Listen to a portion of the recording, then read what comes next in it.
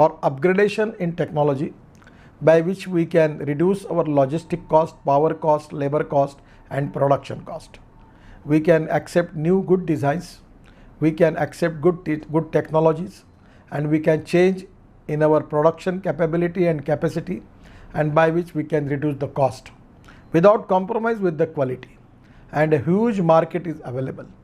Presently the whole world, the all indicates that they are not very much interested to deal with China. They are now finding their new alternatives and solutions for their requirement. And this is the appropriate time for Indian MSMEs to get export orders. I feel that there is a huge potential. Even investment point of view, government has taken a decision that now the MSMEs, those who have good track record of GST, bank turnover and income tax, by very simplified methodology, we can make their grading. On the basis of that, we will support 15 up to 15 crore as equity to them, and they will go to capital market. For liquidity purpose, we need more capital investment, more foreign investment, more FDI, and that FDI we can get it into the infrastructure, the road sector, railway, metros, then airports, power sector, at the same time MSMEs, at the same time in our financial institution like banks, NBFCs. That is very important. If we can get more foreign investment, nothing like that. So this is the time for the MSME for upgradation of the technology, and at the same time for getting more FDI in MSME. I feel that now this is the time for the country that by taking the advantage of the technology, we can resolve the problems of the MSME. And already we have one portal named as a Champion, and where already we have received the grievances of MSMEs, and we have already 90% of the grievances already resolved by the ministry. So we need interaction with the MSMEs by the digital methodology. The dream of our Prime Minister to make India a 5 trillion economy and at the 100 lakh crore of infrastructure, I feel that this is a very difficult challenge, but this can be possible with the cooperation of all stakeholders. Either it is labor, either it is government system, either it is bank institutions, financial institutions, either it is with MSME owners. We can make a cooperation, coordination and communication, and with a teamwork we can go ahead, and we can definitely going to achieve this target. And for that reason, we need to transform our methodology, our system. Without transform, we cannot perform. So transform and perform is very important, and that is the reason for that transform and perform we need reform. Reform in land, labor, system, logistic, liquidity, is financial institution, everywhere we need to a digitalized system where there can be easily access to that, and where we can take the decision on the basis of track record, and that can be a great thing for the country. I feel that India has got the huge potential, huge capacity, and 100% India can become a super economic power, and that is the dream of the people of India. This is the dream of our Prime Minister, and I am very much positive. Presently we are facing this COVID-19 crisis. We need to have a positive approach for that. At the same time, self-confidence is very important, and we will fight the war against COVID-19. At the same time, we will win the economic war, and by making different type of reforms, we can achieve the goal to make India a super economic power. Thank you very much. Namaskar.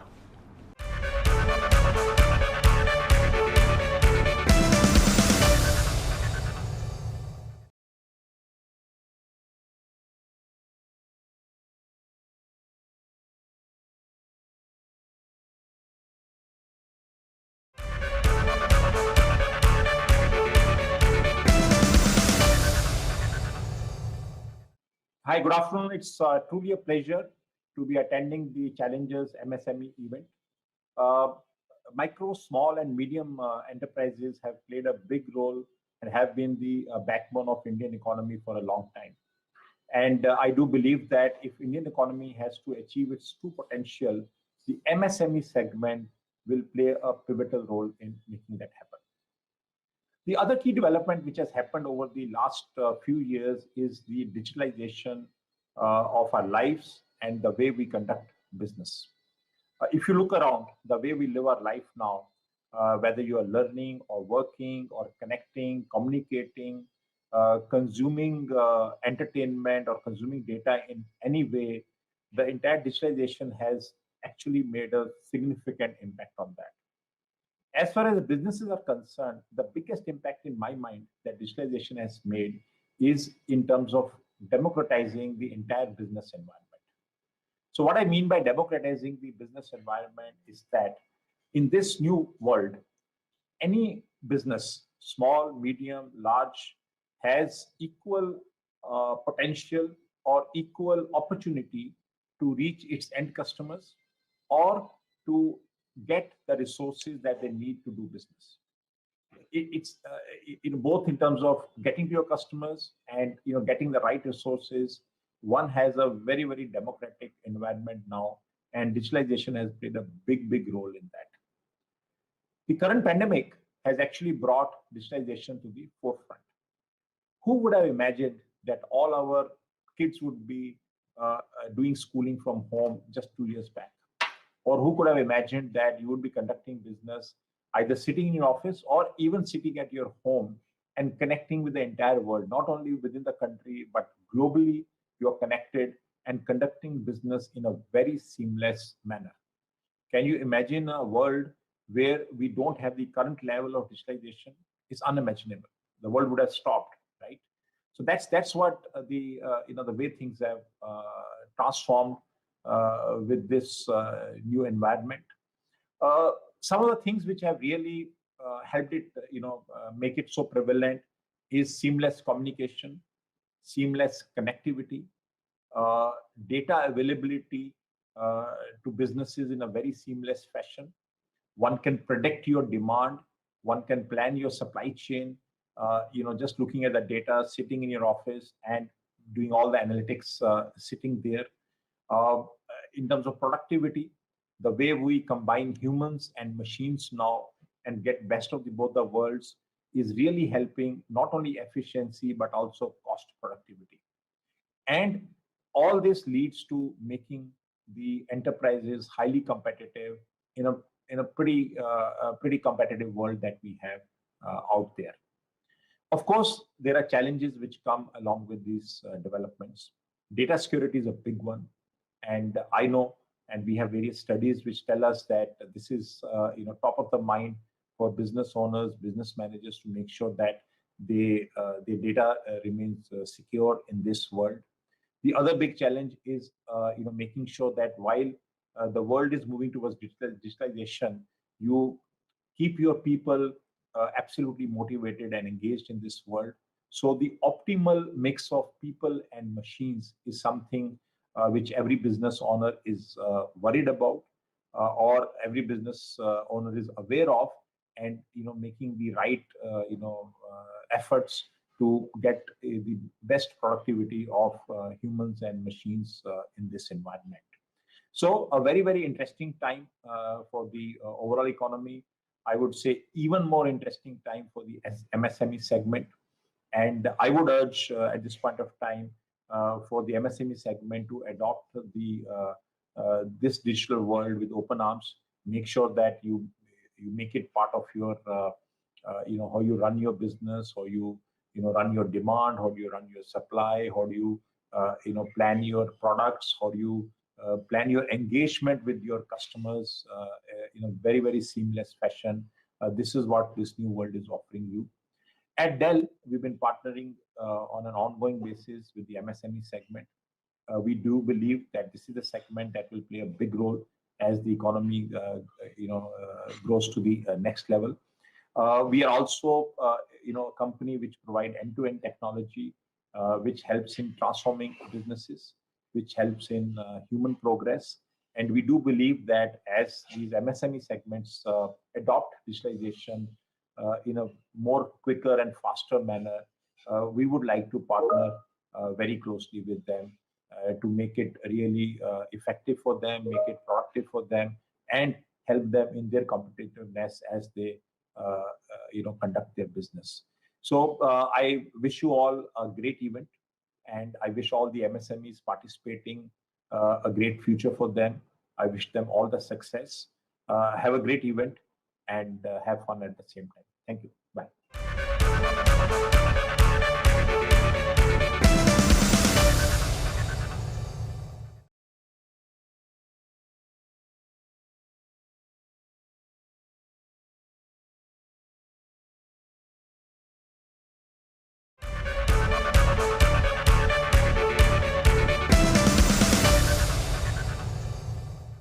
Hello and welcome to Dell Technologies present the Challengers MSME Summit in association with Money Control and CNBC TV 18.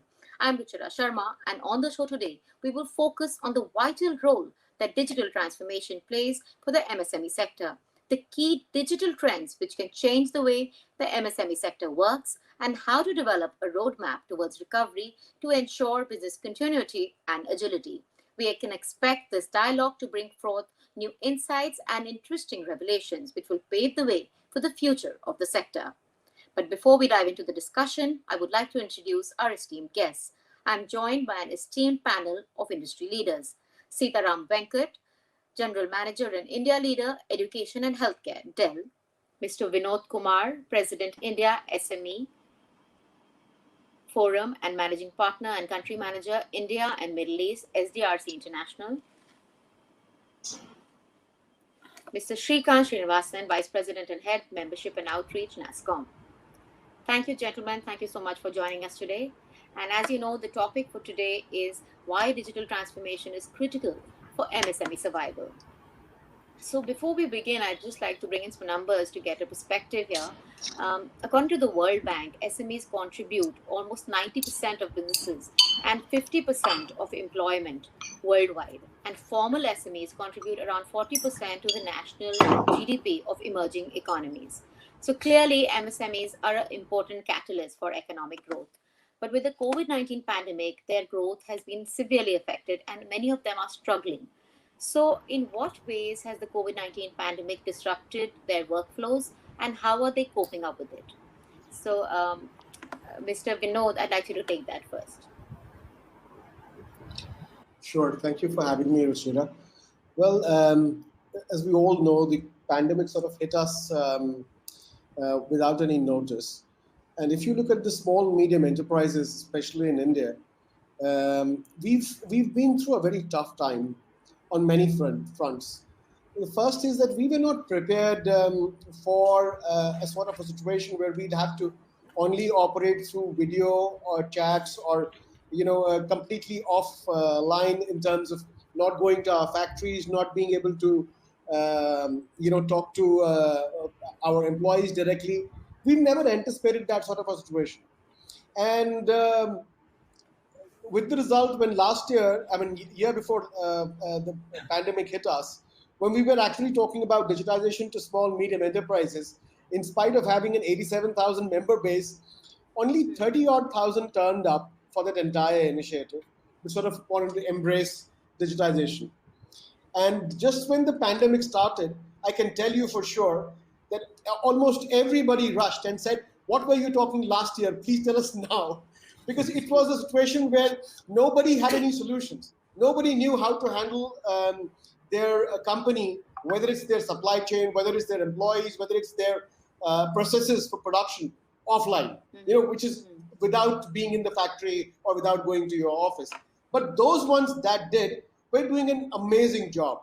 Those are the guys that actually went forward maybe a couple of steps and disrupted, created new products in that certain period. And I still feel that any of us that are not actually using digitization, whether it is for processes, systems, our entire supply chain, everything, it is going to be a danger for all of us, for those that aren't online if you're not digitized. Absolutely. Absolutely, great. So I'd like to bring in Shrikant here. Shrikant, what is your take? What are the primary challenges that the MSME sector faced during the pandemic, and how did they cope up with it? Okay, so first of all, Ruchira, thank you for having me on the show. Uh, so MSME sector, I think, did have a little struggle, especially last year when this whole pandemic hit us, and obviously it came in without any advance, right? I mean, it just hit us hard suddenly, and when that happened, and when I'm talking more from a tech SME perspective, where most of our members, nearly 80% of the NASCOM members are also are SMEs in that sense. While the industry per se was used to some amount of it was used to remote working and so on and so forth, the tech SMEs were not really not. And what happened was many of them were not ready in terms of the infrastructure, in terms of having the hardware, in terms of the employees being able to work from home, the necessary bandwidth, especially in a tech segment, the amount of bandwidth that you require at home is fairly high, and many of them actually started relocating to their hometowns, smaller towns. Obviously, the bandwidth was a serious challenge there. So these were the things that hit them hard. But I must say that despite all that, many of them actually caught up. Many of them actually managed to kind of bounce back very quickly. It was, yes, a lot of confusion for about a few weeks, maybe about a month, but within that, many of them caught up. And post that, we actually heard many of them saying that our productivity levels are fairly high, are fairly good. At least it has not dipped. To that sense, yes, they have been very resilient. Absolutely. But clearly, there is a lack of awareness and there is also a skepticism when it comes to the benefits of digital adoption. So, Correct. how do you think we can mitigate that? How can we overcome the need for greater awareness and create more scope for digital literacy and digital upskilling? You want me to take it? Yes. Okay, sure. Thank you. So I think digital adoption has been on for some time now, but slightly less in the SME space. Initially, it was there. I mean, you have actually seen it slowly growing over the last maybe a year or two. But the pandemic has done is actually made it accelerated the whole pace of digital adoption. But from a tech SME point of view, many of them have been adopting technologies in the digital technologies in various areas.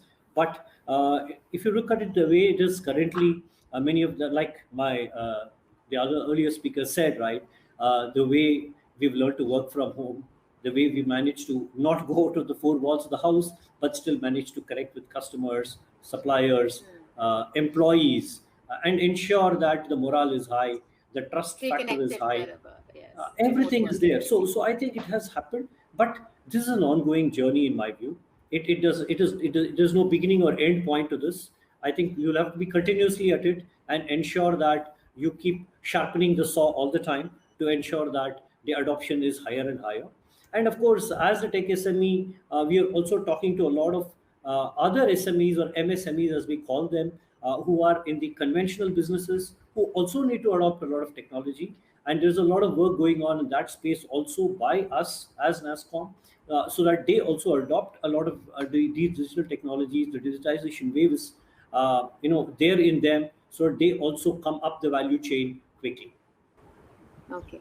So we know that according to a Cisco report, a shift of 50% of MSMEs to the digital challenger stage, where all core processes are automated, can lead up to an increase of 2.6 to 3.1 trillion US dollars to the Asia Pacific GDP by 2024.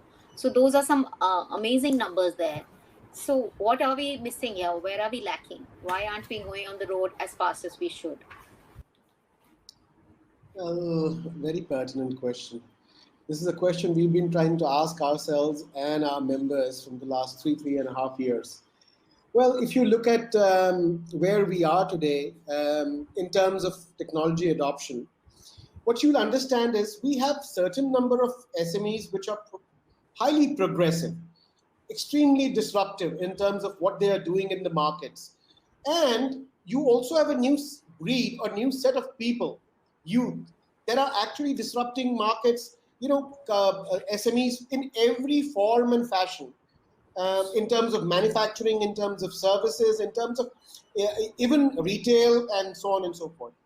And what you find is the ones that are coming in now are starting with tech as the building block, with being digital as the building block.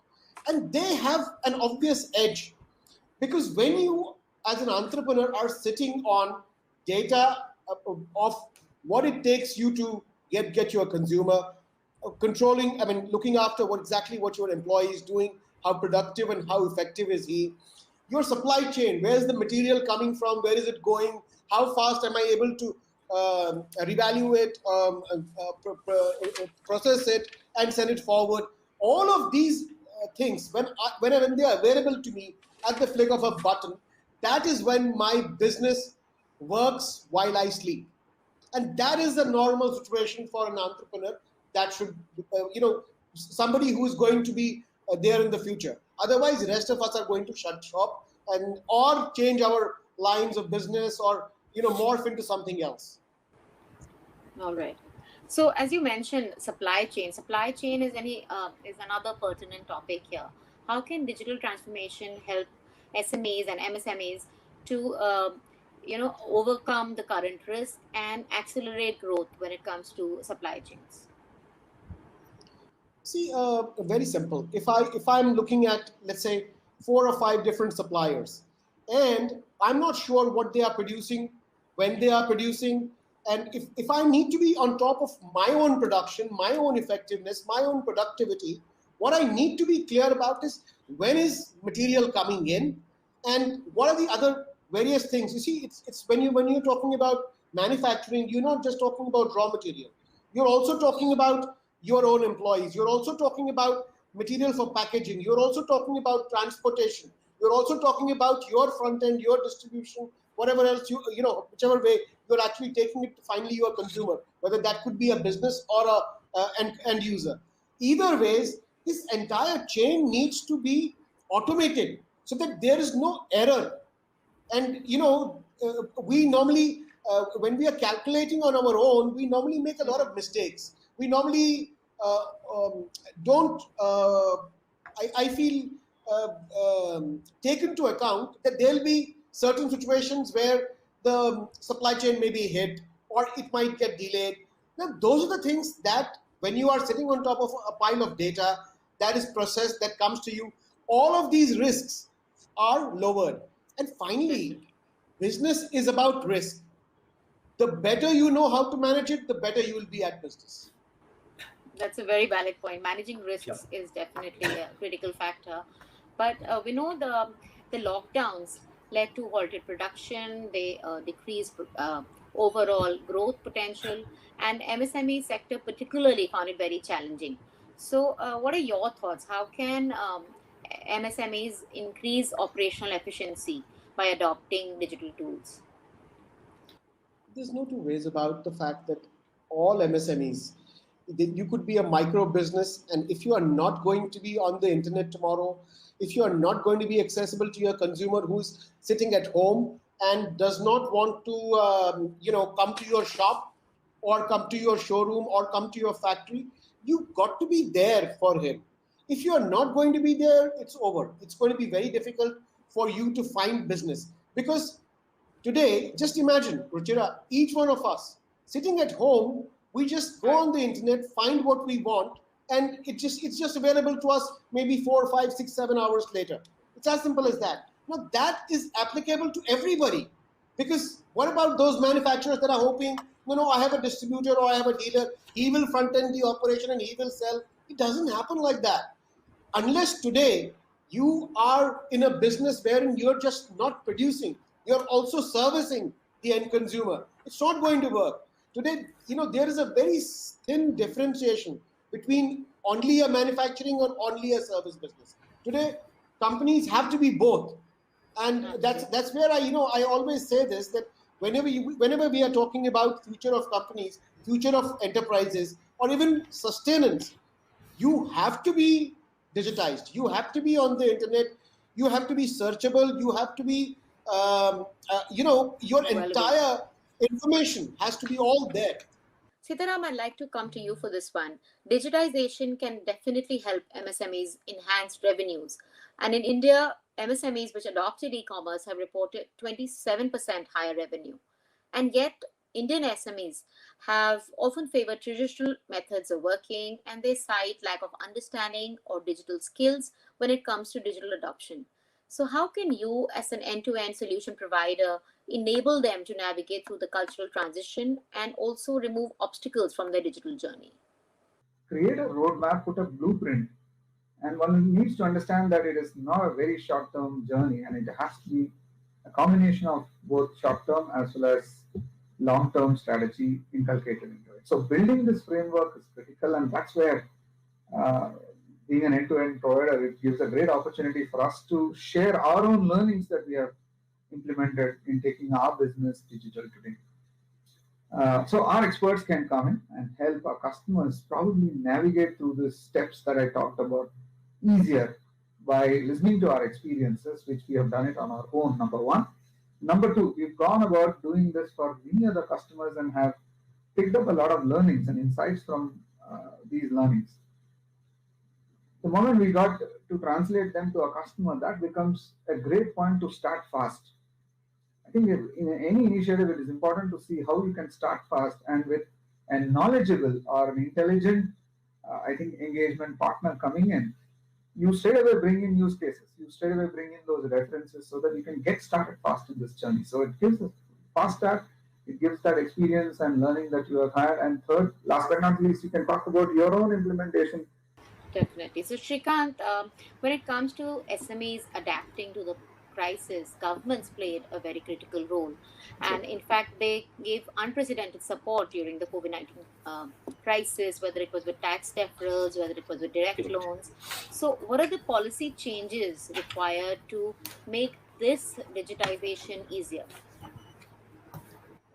Okay, so I think I agree with you that the government plays a huge role, especially in the MSMEs and or the SMEs in that sense, because first and foremost, I think most of them have one key problem, and the biggest problem today with most SMEs is the working capital management, and to a large extent, most of the policy measures, if they can address this particular piece, it kind of alleviates much of the problem. And it can be so from a government angle, from a policy angle, it can be something as simple as, and I'm again giving a couple of examples more from a tech SME perspective. It can be basic statutory approvals, which can be on a self-certification mode, which can be in a mode where they don't have to go through the entire rigmarole of documentation. From there on, how certain methods can be digitized. See, today the government announces a lot of these incentives as part of the policy, right? If they have an industry policy, they have a IT policy, they have multiple policies. Now, how do you digitize this whole process? I mean, instead of having to go and submit a sheaf of documents to get an incentive, can this whole thing be digitized? This can be done. I mean, this will all accelerate the whole process and also build a lot of trust and confidence in the business to say, this incentive is really there available for me and I can get it fast. Instead of having to say, oh no, this incentive is there, but then I know it's such a long drawn process and probably reach me after maybe a couple of years, by which time the relevance of that money is technically gone. So that's one.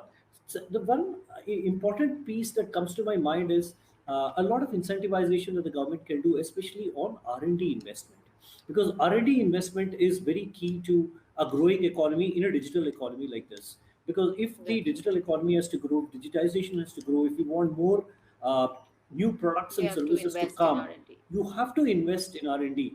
If you want the next big tech company to come from India, you should incentivize people in putting money on the table for things like R&D. And of course, last but not the least is when I talked of working capital management, also how do you unlock the locked money? But what is your take on how can MSMEs turn the traditional supply chains to digital supply networks? So on digital, I think the acceleration of digitization, especially, will actually help in the supply chain more from a visibility standpoint. I think visibility is key to whole for a very good supply chain, for a very active supply chain, and a very efficient supply chain. So I think digitization does help in a long way in kind of ensuring that this happens. Vinod, coming to you, when it comes to the current scenario, as we were discussing, 98% of workforce is working from home, and cybersecurity has come to the forefront in this scenario. So, when it comes to small businesses, functioning remotely, they are facing even bigger challenges than the larger businesses. So, what are the specific practices that you think they need to adopt to ensure a smoother journey? Well, we've been working with various companies to try and offer a step-based mechanism for companies to imbibe security at whichever level, especially in this current situation where everybody is working from their homes or off sites, and your entire data is susceptible to getting either encroached on or copied or Compromised in some way, yes. not only compromised. In fact, we've had situations, Ruchira, where we've had companies where the guys which have entered their laptops in the company, and they have then blackmailed them for money. And there are people who have paid also because there was no other option. And we've also taken this up with CERT. We've also taken this up with the DSCI at the NASCOM. So there are very serious situations that have happened. Threat to the entire system. Absolutely. And what we feel is for every entrepreneur to understand that, normally most of entrepreneurs feel ki ye mujhe nahi hoga. This will not happen to me. But the first thing when it happens to you, I have seen businesses go out of business completely.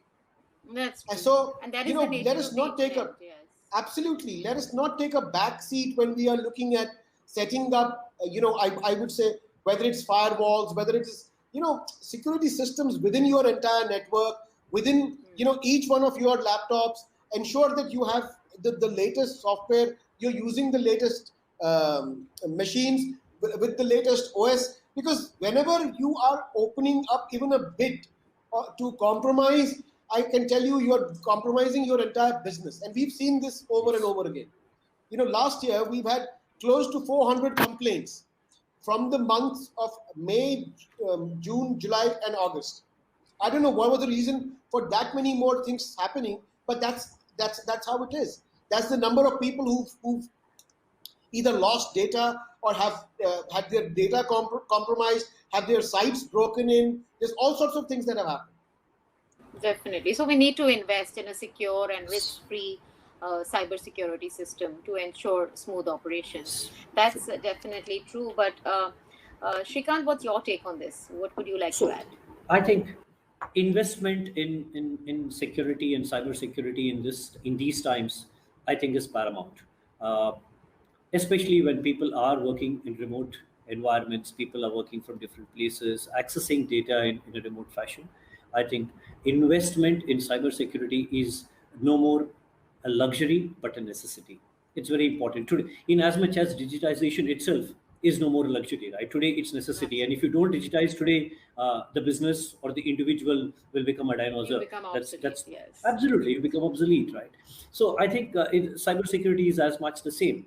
So investment is extremely important, the right kind of investment and the right time.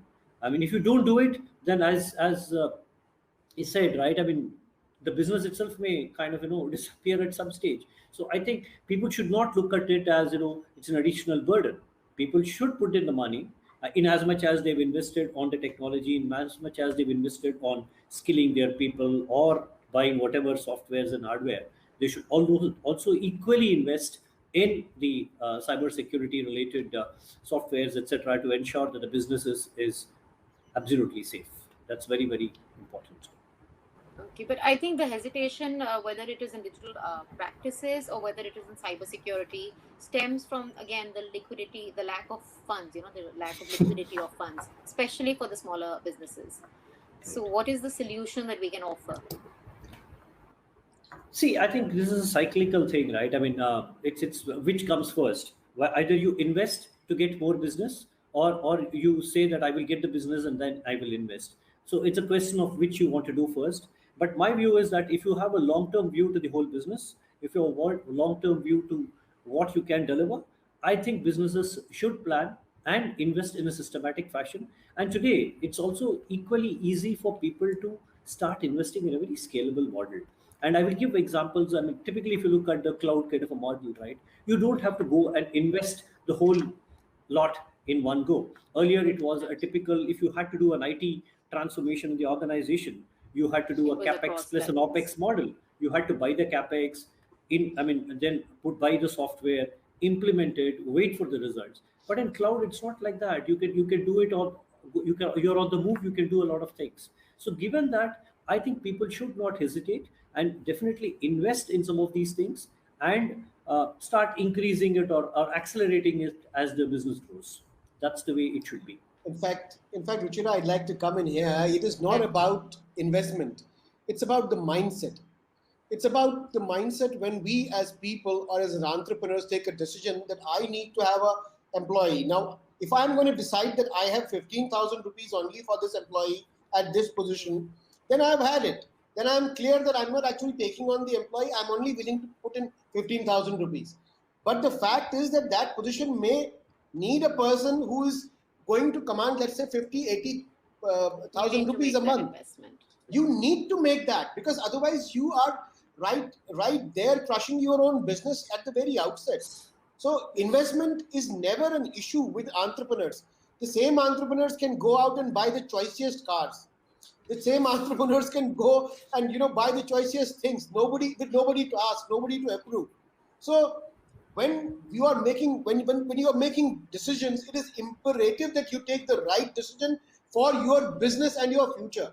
Because if you are not going to do it, that is where you are starting at the and steering towards the end of your Exposing business. yourself to greater risk. Tell me one strategy that you think that business leaders and policymakers can take advantage of when it comes to digital technologies and digital framework. Well, my feeling is that digital primarily helps you save time. A, B, it helps you innovate. You see, and unless you innovate, I don't think there is a business. You see, business is only when you do something disruptive. Somebody is already doing it in form A, you are doing it in a form B, which is more effective, more productive. So you have a business. It's a constant Then, when you have evolution. this business, absolutely. So, unless you are evolving, innovating constantly, there's no business. So, digital helps you do that. It also helps you assimilate, all different elements all in one place, with the fact that you are then able to have a highly productive machinery. When I say machinery, it's your entire organization as a machine. So that uh, thereafter, it is also imperative that we at some point in time look at where are we when it comes to the digital space, when it comes to the future consumer. The future consumer is in the digital space only. The future is Correct. consumer is not in malls. The future consumer is not in shops, in retail shops. We all of us know it. So if you are not utilizing digital for that, again you have a problem. And I would say, overall, my experience has been the few companies that I know which are bent on not going digital, bent on not listening to us in spite of multiple discussions.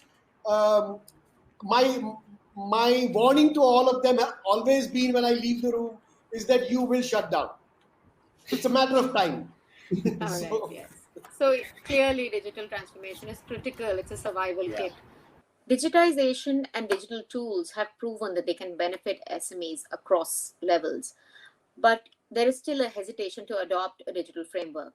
So, in what ways has Dell helped consumers and partners to transform their businesses and grow exponentially despite the existing challenges? Good question again, Ruchira. Several examples. Several examples, because varied industries today have realized the need to adopt digital technologies. All Um, right. Including the classic case of pandemic driven, I would say, hybrid working today, or working remotely, or work from home. You can add different names to this. Is something that nobody did anticipate, right? We were forced to overnight shift into this model. And this model is now staying. And what we hear from industry is this is going to be prevalent, and hybrid model is here to stay. Many experts have also, I think, endorsed that, and many companies have seen benefits today. Now it's been 1.5 years in this journey of remote working, and you go and ask businesses, you go and ask companies, most of them, I don't think I've ever heard any company saying the remote model has not worked, barring a select few who are extremely important to be there on the floor, on the shop floor, looking at handling equipments, etc. Leaving that aside, if you look at more than 70-80% of the operations today have gone remote, right? And all these operation leaders have accepted that they have seen significant productivity improvement. So one classic use case is that itself. Now you also asked me about give an example of an industry or users. Now I'll just start giving a couple of examples. Let's look at schools and colleges, education, uh, remote learning. Uh, Remote learning is on today. Remote assessments is on. Students are collaborating. Faculties are collaborating. Faculties who are not used to this digital style of teaching, look, considering student experiences and considering the future that this model would enable student to gain insights, have adopted these technologies quick and fast. Use of all of these collaboration tools, video, audio conferencing tools, and the content that is sitting in cloud that can be accessed sitting anywhere, etc. And by providing digital device in the hands of students and faculties, today we are able to learn from anywhere. Right? You necessarily may not be inside the classroom. You can be at home, but you are still facing your teacher. We are hearing about personalized experience. We are hearing about smart campus. We are hearing about smart administration. This thing is going beyond students, beyond teachers, into the institution, into the academia. And academia is looking at how do I broaden this with the industry affiliation, create more affiliation so that visibility of the institution goes up. That will benefit students, and it is also helping academic to look at students who are prepared for future jobs, future skills. Shrikant, what do you think are the strategies that business leaders and policy makers can leverage, the strategies and the technologies that they can leverage to accelerate growth and increase, stay competitive and stay agile? See, apart from what Vinod said, he talked about innovation and time, saving of time. I think two other reasons why people should definitely take up digital transformation is both accuracy and predictability. Because accuracy of what you do is very, very critical so that you know that you're doing the right thing. And more importantly, predictability. You don't want to get on a journey and realize midway through or later than that you're on a wrong journey. So I think it's very important, and digitization helps you because it helps you to kind of keep a track of what you're doing on a regular basis, and helps you to also take corrective action at various points of time, not just at one point of time or at the end of the journey, but at multiple points of time through the journey. So I think to that extent, I think digitization adoption becomes very critical. To the point that we talked about customer being going digital, etc. I think today it's a hyper personalized world. Every customer expects everything to be personalized for that particular person, him, her, etc. Right? And today, I think customers also moving from a situation of customer satisfaction. Now, today organizations have stopped talking of customer satisfaction. They've even stop talking of customer experience. Everybody is talking of customer delight.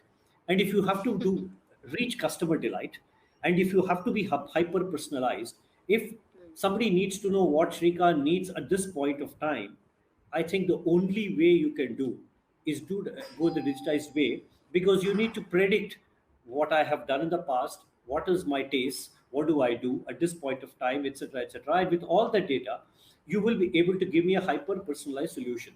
And hence, digitization is definitely the only solution.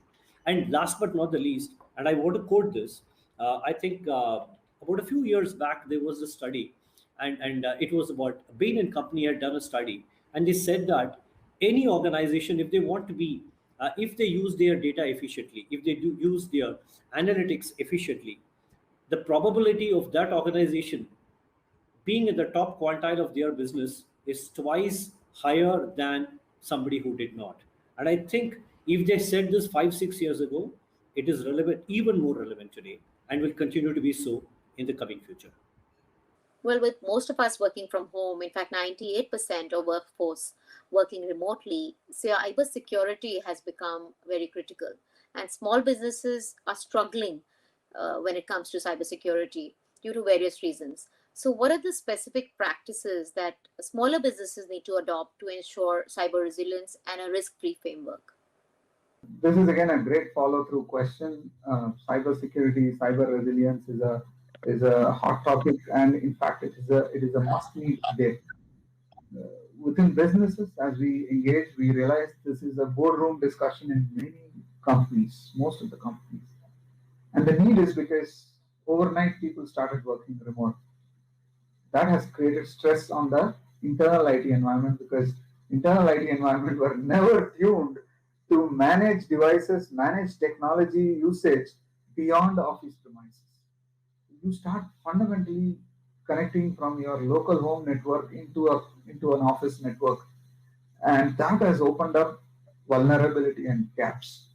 And we know what is happening around there. There are several watchers who are looking at different ways of hacking or entering the systems through various, phishing alarms and activities. So first thing is to be aware that when you take this technology out and start using, it is, the barriers are broken. The traditional perimeter security that you have set up no longer suffice. So first is to get that understanding right.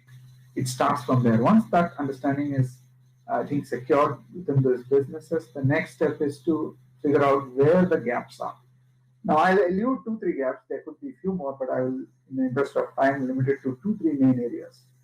When a user of the company is using a technology device at home in a local network, it is important to restrict this employee's access within the local area of usage of that particular computer. That starts there. Second, that system should have all necessary security embedded tools, right from basic antivirus up to data loss prevention to security threat prevention and so on and so forth. All right. So, before we wrap up, I'd like to ask you to sum up a people-centric or a tech-centric solution that the MSME needs to adopt to ensure agility and business continuity. So, one critical solution that you would suggest. So agility and predictability is what, see, for agility, it depends again on the kind of business. So if it's a tech MSME, tech SME, then I think they may want to kind of look at some of the newer ways that they do their processes, the newer ways they adopt their projects, like many of them adopt Agile and DevOps and things like that. But if you look at a typical manufacturing kind of an organization, it depends from what kind of business they are in. So if it's a conventional manufacturing engineering kind of an organization, people look at a shop floor automation, which helps them in a large way. If it is a very consumer centric or a B2C kind of a business, they would look at customer centricity and hence logistics, predictability of logistics, predictability of the overall supply chain would matter. So again, this is a solution which will change from business to business, but the underlying piece will continue to be that you need to pick that piece which is relevant for your business and plug it there and ensure that it is adopted. Be specific to each business. So what's your take on that, Vinod? One tech-centric or people-centric solution that you would suggest that MSMEs need to adopt? Well, I don't see one single solution as fitting every SME. There's SMEs of all types, all sizes, and of various sectors. But what I say to every SME is 3 words primarily. The first is digitize. Whatever you are doing, digitize the process so you can sit back, relax, and have a top view of your business. Otherwise, you will be working in the business and the business will not get anywhere. Second is innovate. Constantly think about innovating so that you can do newer things, so you can offer newer things to your consumers, your employees, your investors. More money, always welcome. Third is compete. And when you are saying compete, I say compete globally.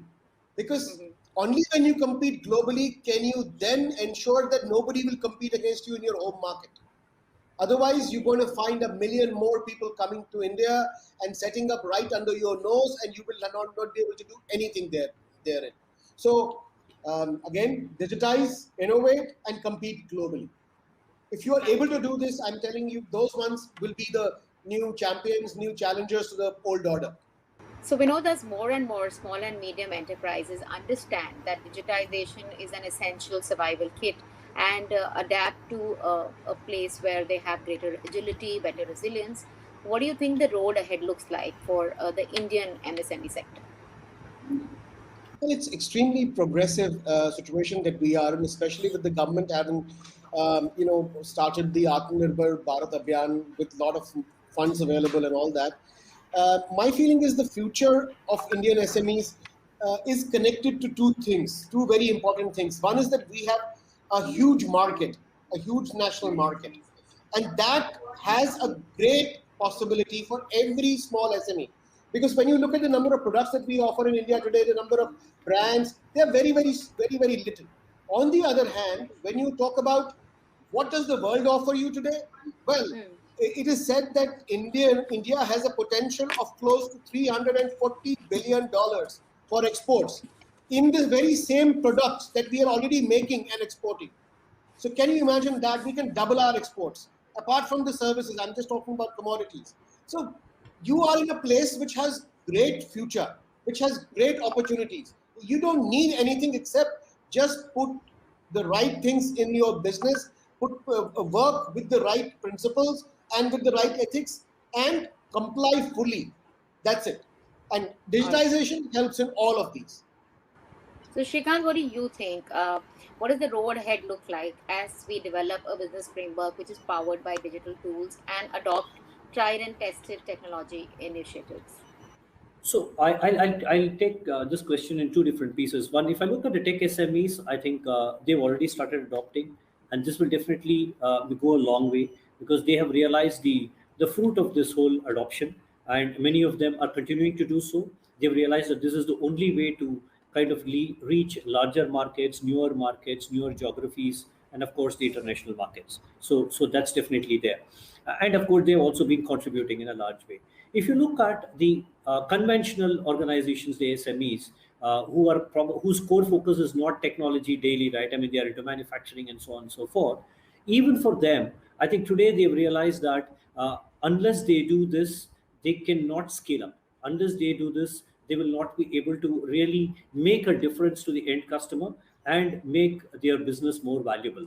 I mean, that's very important, right? Today, you can continue to stay in business and just do that. I mean, you can keep on running the race just for the sake of running the race, or make a difference to the business. So if you have to make the difference to business, I think people have realized that digitization is the way, and all of them are doing this.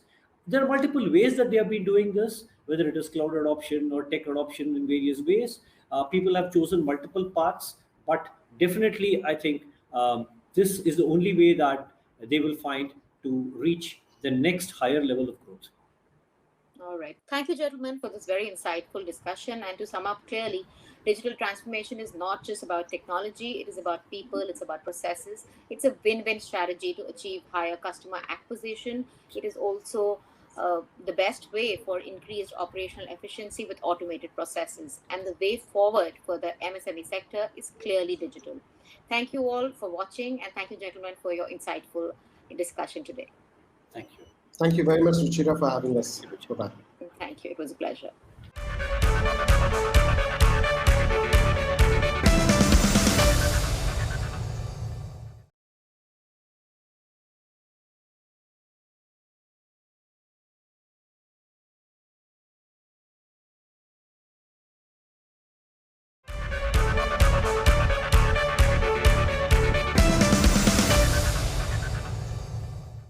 Technology and digital are no longer catchphrases for MSMEs. Forced by the hand of pandemic, they've had no choice but to work remotely to interact with their customers as well as market their business digitally. And many of them have gone digital for the very first time. Today, we have a very interesting conversation on how technology can meet the evolving needs of MSMEs to not only survive but thrive in this post-pandemic changing world. Today, there is a special focus on marketing. Welcome to Dell Technologies present the Challengers MSME Summit, inviting my guest and expert Ritu Gupta, Director Marketing at Dell India. Ritu, hi. We've heard some interesting insights from our previous experts on the role of technology. I wanted to get in your thoughts on what is happening on the ground. To what extent are small and medium business enterprises adopting a digital first approach now? To answer your question, how are they adapting to digital?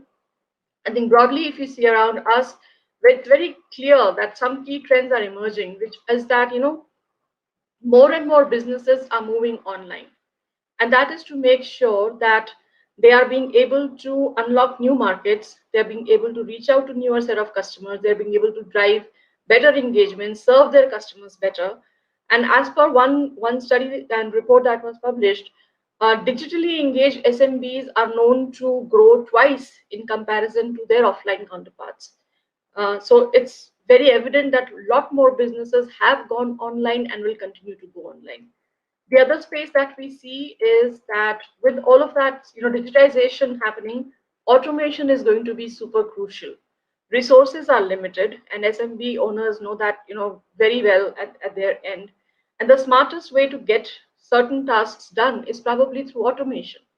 And what will that do is it's going to help them improve their experience, the customer experience that they're delivering. And that's their number one priority, is going to help them deliver a better customer experience. For example, what we see as a very prevalent trend within this space is the use of chatbots. Because for a lot of businesses, they are actually leveraging chatbots for attending to customer queries instantly, and that allows them to cater to their customers in a faster and a more efficient manner. So automation is becoming very crucial, and that's how a lot of businesses are also adopting to these digital trends. The third one that we're talking about is businesses are adjusting to talking about where their customers are. What I mean by that is, if you look at the country demographics, a lot of our population is the young millennials, and we know that that is where the highest disposable income would be. And a lot of businesses are now addressing and talking to that audience. And guess where is that audience found? Where are they available to be engaged? Where can conversations happen with them? Where can businesses build a relationship with them? And that is all in the space of social media or mobile marketing. So that's another trend that we see. If you just look at any social media platform, a lot of businesses are using that platform now to reach out to their key audiences. We'll come to social media in just a bit. I have a few questions, but before that, on this, the millennial customers, how do you go about building customer loyalty, ensuring retention? What are the digital solutions one should adopt to do that? Again, this is a place where technology comes in, because they will have to leverage new technology to enhance this buyer experience and to continue maintaining that relationship post the purchase, and that post purchase experience that we talk about.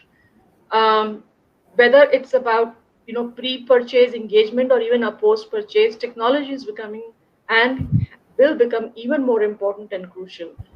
And at the center of all of this is going to be data, because data is a key enabler in customer engagement. More than ever, with the help of data, businesses can leverage data to understand their consumers' behavior. They can understand, how they can drive customized or personalized marketing initiatives for them. They will know how they are able to cater to their customers better, and the feedback and everything, that entire engagement that happens. But crucial again for that data to be able to be leveraged, in the right manner, they will have to look at, a very well designed, I would say, a data management strategy in a way that the business intelligence or business analytics can actually help them measure that customer value and constantly help them improve their offerings, their services, thereby improving their rate of investment or the rate of engagement that they are, or the return on engagement that they're going to be looking for. So I would say, if I really have to sum this up, I would say that they have to take note of the technologies that are available or that are posed as the technologies of the future, and invest selectively, invest accordingly to stay competitive. I don't think there is any other option except to be very adaptive in this, what is otherwise a very changing environment. So that's what I would say. That's what my advice would be. So Ritu, let's move on then to social media. Now, social media, as we all know, is needed to understand the pulse of the consumer. But it's also fairly complex. And so, how does an MSME go about developing an effective social media strategy? And more importantly, how do they measure the ROI on this strategy? There is no doubt that social media is right in the center of all of our lives. For any business, and SMEs particularly, I think that as they start building through their social media marketing strategy, a couple of things that they need to keep in mind, and I'm going to start with some very basics in this space is, and because that's very important and links back to the question that you asked as to how do they measure the ROI on that one. So I think first and foremost, what's very important for businesses to know before they start working through a very evolved and a very in-depth social strategy is what is their short and long-term business goal, and what and how do they expect social media to help them meet those goals. So that's going to be first and foremost. Second one is going to be what's the kind of message that they want to put out there. We all know that anything which is authentic, anything which is more value driven, anything which adds value back to the customer, that's a place where uh, customers will engage more naturally and more in depth. So what's the kind of messaging that the businesses would want to drive in that space, and that will determine how they can engage with their audience. Whether it's about just an engagement per se, or it's about creating that relevant content which is adding value back to their audience. What's that quality of engagement that they would expect to drive, and then what channels are they using, right? um, and when I say what channels, what I mean is even within social media, um, probably the largest base of social media users that we have in India are found on Facebook today. But who is your audience? Is your audience on Facebook, or is your audience on any other social media platform? So to know where your audience is important, because that's going to determine what channel you would want to prioritize and focus on.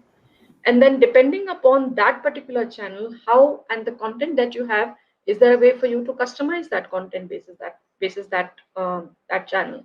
Because there are different interfaces, and hence that content can be customized depending upon the platform that you're choosing, because that interface is different. Hmm. Very interesting insights, Ritu. Thanks so much for throwing color on that. The other thing I wanted to talk about is direct to consumer marketing. Of late, we've been hearing a lot about it. First, if you could briefly tell us what exactly is D2C, why does it make sense for an MSME, is it feasible? And just end it by telling us what are the challenges they face in implementing this. I think what's going to be critical is again to define from the start in terms of right from the business planning, because then you're changing your business model if it's an either or choice, right? You're changing, you're fundamentally choosing to operate in one particular business model, or you're changing your business model from what was probably traditional offline to now D2C. So the first and foremost thing that they need to consider is in terms of business planning, identifying their priorities or identifying their source of growth. Where will that growth come from? The growth that they are wanting to drive, what's going to be the source of that? Who is the audience that they are reaching out to? What are the media vehicles that will help them reach out to that audience for a D2C business? And it could be different for a traditional channel. How will their entire marketing and communication strategy adapt itself or evolve, having identified what their business model is, what their source of growth is, who their audience is, what media they're using? Then it's their, the communication strategy that they would want to put. How will they make that whole strategy go live, right? In terms of messaging, are they looking at how comfortable are they looking at in terms of, from a marketing standpoint, branded content, or in terms of influencers? Because you're reaching out and you have an opportunity to engage with the consumer directly, right? So what are the enablers in that process that can help you do that a lot more. And of course, in the end, how are you going to measure yourself? How are you going to model your results on? How are you going to optimize your results so that you are able to drive things a lot better? And in all of this, it's not success is not guaranteed, because as you rightly said, there are challenges in this process, both in the marketing space as well as I would say as a business model itself, because fulfillment logistics, it's one thing to kind of send out stuff in bigger volume lots, for traditional retail and store, versus D2C is more personalized, and it's a very different logistics requirement that it could require, because that will define that the onus of providing that optimal customer purchase experience actually is with that brand directly. And it's not just one time, because I'm sure they're wanting to build loyalty, they're wanting to drive that repeat purchase experience. So it's going to be very important for that business to be able to own that and fulfill that promise in terms of the logistics. Second one, reality is that yes, while we said that e-commerce is here to stay, the retail stores are not going anywhere. The retail, the habit of going to a retail store by consumers will stay. Retail will definitely continue to be there. And for a lot of customers, for a lot of consumers, just being, when you go into a store, you see the products displayed out on a shelf, that itself gives you that that sheer organic visibility and awareness that you have a lot of new launches get noticed in that space. So the question is, yes, retail is still strong, and hence it's a toss up between only investing in D2C versus existing in both. Third one, of course, is D2C depends extremely high on getting your traffic on site, on your site. So you have to constantly make sure that you have a very consistent marketing strategy and a marketing spend strategy that helps you not only drive that online reach to your customers, but it helps you get to those new customers and helps you generate that demand. So it's a constant cycle. You have to drive that traffic to your business, as against a retail where also it's important, but there's a lot of natural walk-in benefit that you will also get. Like I said, the stores of products are put on display. The sheer customer experience that I spoke of earlier, which is determined by a whole lot of things, right from your product, to the logistics, to the customer experience that they've gone through pre-purchase, at purchase, delivery timelines, everything. And then only basis, once you have all of this, should one decide whether to scale or or kind of make sure that you've got that base, you've got those basics right before you decide to scale basis the learning. So again, it's not something which is a decision which is quickly taken, or just decided that yes, because everybody's gone online, let me just switch online and be D2C. It is something again which requires a lot of thinking and planning, which I'm sure a lot of SMBs are all aware of. But I just shared some of the challenges which came to my mind on that. Fair enough. Fulfillment, competition from brick and mortar store, as well as risk of dwindling traffic, are some of the challenges to adopting a direct-to-consumer marketing strategy. One question. You spoke about the constant need to upgrade technology, making sure you're investing in it. But for many of these MSMEs, smaller companies, they operate on a limited budget. And whatever cash they've had in the last 15 months, that buffer has been taken away due to the challenging time that they have. And these, cutting edge technologies often have a shorter shelf life. So therefore, MSMEs feel a little hesitant to make these investments in technology. How would you respond to that? I think you're right. A lot of technology solutions may evolve and would change over a period of time, but the fact still stays. And I think there are a lot of different models which are available, and I will not get into the details of those. But even if you start small, and a lot of these technology solutions then allow you to scale as things change, as they get newer spaces or newer versions. So that's one way to look at it. The other way to look at it is, particularly for SMB space, and one thing that has come through is this whole concept of as a service, right? So as a service is a new concept which is picking up, and that's something that SMBs should definitely evaluate to see if there is a hesitance in terms of investing upfront into technology solutions, either for cash reasons or for usage reasons, or the feel that it's going to get obsolete pretty soon, and hence why should I invest into it? So I think that's a model that's going to pick up, and that already has taken up pace, and a lot, that's something that's going to benefit the SMBs a lot. But I would say over a period of time, it probably is going to be a combination of both these approaches, and a hybrid model will exist, because SMBs, as they start leveraging more technology, and as they start seeing the benefits of those technologies, solutions to their positive impact hopefully on their businesses, that's probably going to help them overcome that initial hesitance or that inertia, that yes, this is something that I would believe is going to be good for my business.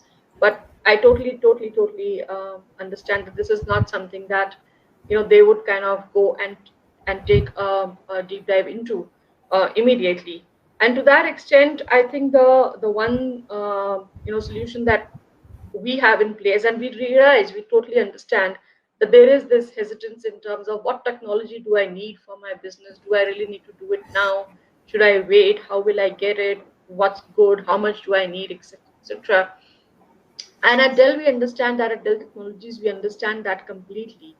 And hence, what we have, with us is our technology advisors, our Dell technology advisors, who are basically there exactly for our small business owners, and for our SMB owners, to help them and guide them through this entire technology adoption journey. So you have a need, or you would even want to understand what kind of technology solutions your business would need. I think that's the job that our technology advisors will be very, very happy to understand your business model, understand your business requirement, understand your technology requirement, and then be able to make that right recommendation for you in terms of what's the best solution for you at that point of time, and something that helps you scale both in terms of your journey, as well as your business journey, as well as your technology adoption journey as we go along. So that's something that we've thought through, and hence we've made sure that we have, as technology partners, we would definitely want to make sure we're there for our customers to help them make that decision. Okay, and just one final question. Dell for all of us stands for the typical hardware manufacturer, personal computers, laptop, tablet. You spoke about a Dell technology advisor, DT advisor, who will help support the digitization journey of MSMEs. Can you tell us a little bit more on how Dell is going about being this one-stop shop for MSMEs in their digitization journey? Absolutely, and I think I will go back to our Dell technology advisors, because we realize that particularly with the onset of the pandemic, there is a huge need, and it was there even before. Like I said, it just propelled probably that need and brought that need up front even more. There is definitely a need for SMBs to adopt technology, and that technology goes beyond. It could start for something as basic as a PC, and that's digitization for one business, for one small business, as against maybe looking at more end-to-end solutions, looking at server integration happening into their business, or as you evolve, and you evolve into a more mid-market kind of a segment, even looking at a place on storage or multi-cloud. And I think that's a space where our advisors will be absolutely be able to help you, guide you through those conversations, guide you through those decisions, guide you through those technology trends, and demonstrate to you as to how and why that particular technology solution meets a specific business requirement of yours. Or let me put it the other way, based on your business requirement, they will probably be able to recommend the right technology solution to you beyond the hardware. Hardware, I would say, is probably now a more basic. It's almost like a necessity. It's not a choice for any of us. but the technology intervention and the conversation that can happen with the SMBs based on their business requirements, based on their technology growth, based on their aspirations and growth plans, because you don't want a solution which is apt for your business even for today. It's a growing business. You want something that withstands, and supports your growth journey over the next few years. And that's the solution, and that's a conversation best done with the technology advisors, because they'll keep that in mind before making that right recommendation to you. Ritu, thank you very much for your thoughts as well as insights and giving us your time today. Thank you. Thank you, Rima. It was lovely talking to you. And thank you for covering this entire discussion with us. I think SMBs is the pulse of the nation. We as a country are very, very, proud of the SMBs that we have, and they will really drive a whole lot of impetus into the economy. And thank you for having that conversation. If your business has any intention of remaining competitive in today's changing online landscape, you must adopt to the rapidly evolving changes in digital marketing. Ritu, thank you very much for sharing some very interesting insights on the need for SMEs to go digital and what is an effective social media strategy, the pros and cons of a direct to consumer marketing strategy. Thank you all for joining us at the Dell Technologies present the Challengers MSME Summit.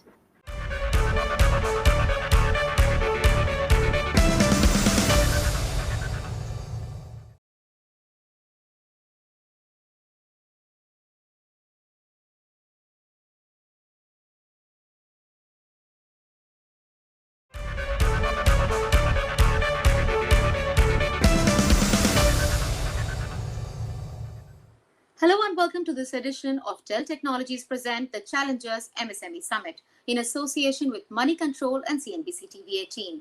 On the show today, we will delve deep into the current landscape for the MSME sector and discuss the key challenges and solutions the sector faces while embracing digitization. By design or default, the COVID-19 pandemic has brought digital adoption to the forefront. Technology has not only bridged the gap between businesses and customers, it has also enabled businesses to thrive in these challenging times. And digital transformation is of pivotal importance in building business resilience for the MSME sector. But before we discuss these critical aspects pertaining to digital transformation of the sector, I would like to introduce a distinguished panel. Mr. Thiru Sharma, Vice President, Dell Digital.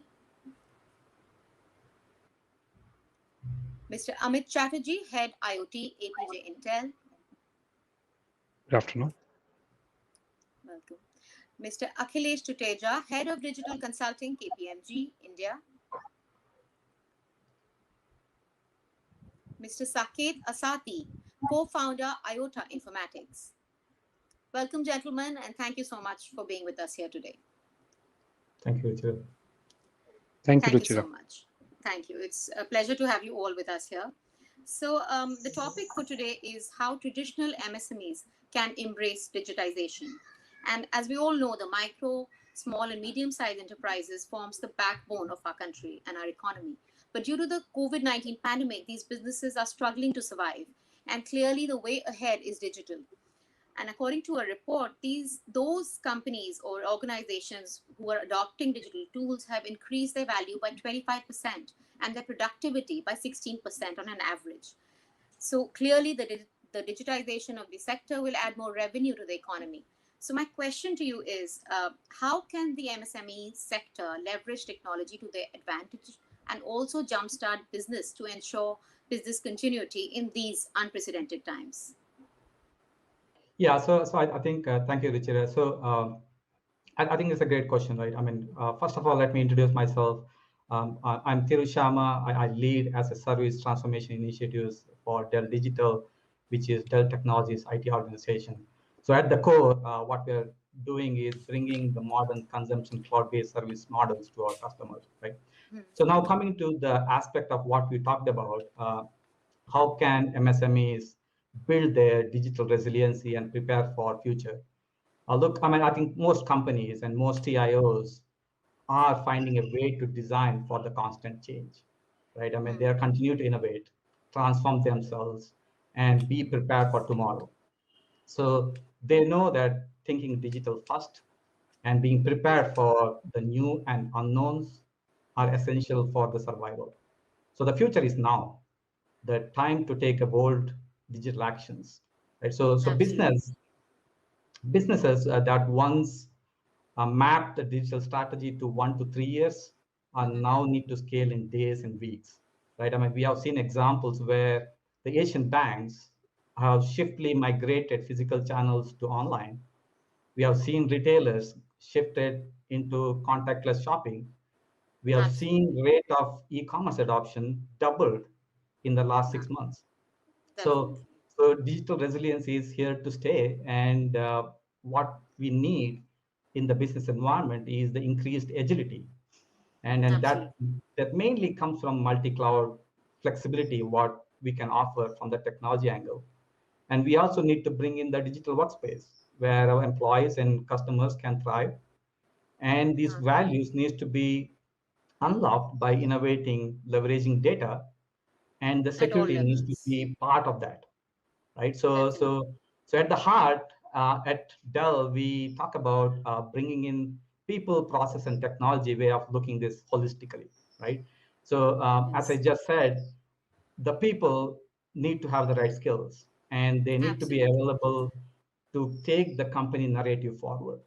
And the Yes. processes needs to enable very talented people to be effective and efficient in their jobs. True. And I'd like to bring in Mr. Akhilesh for the same question. What is your take on this? How do you think businesses can ensure business continuity by adopting digital practices? Thank you, Theru and Ruchira, for that wonderful initial introduction.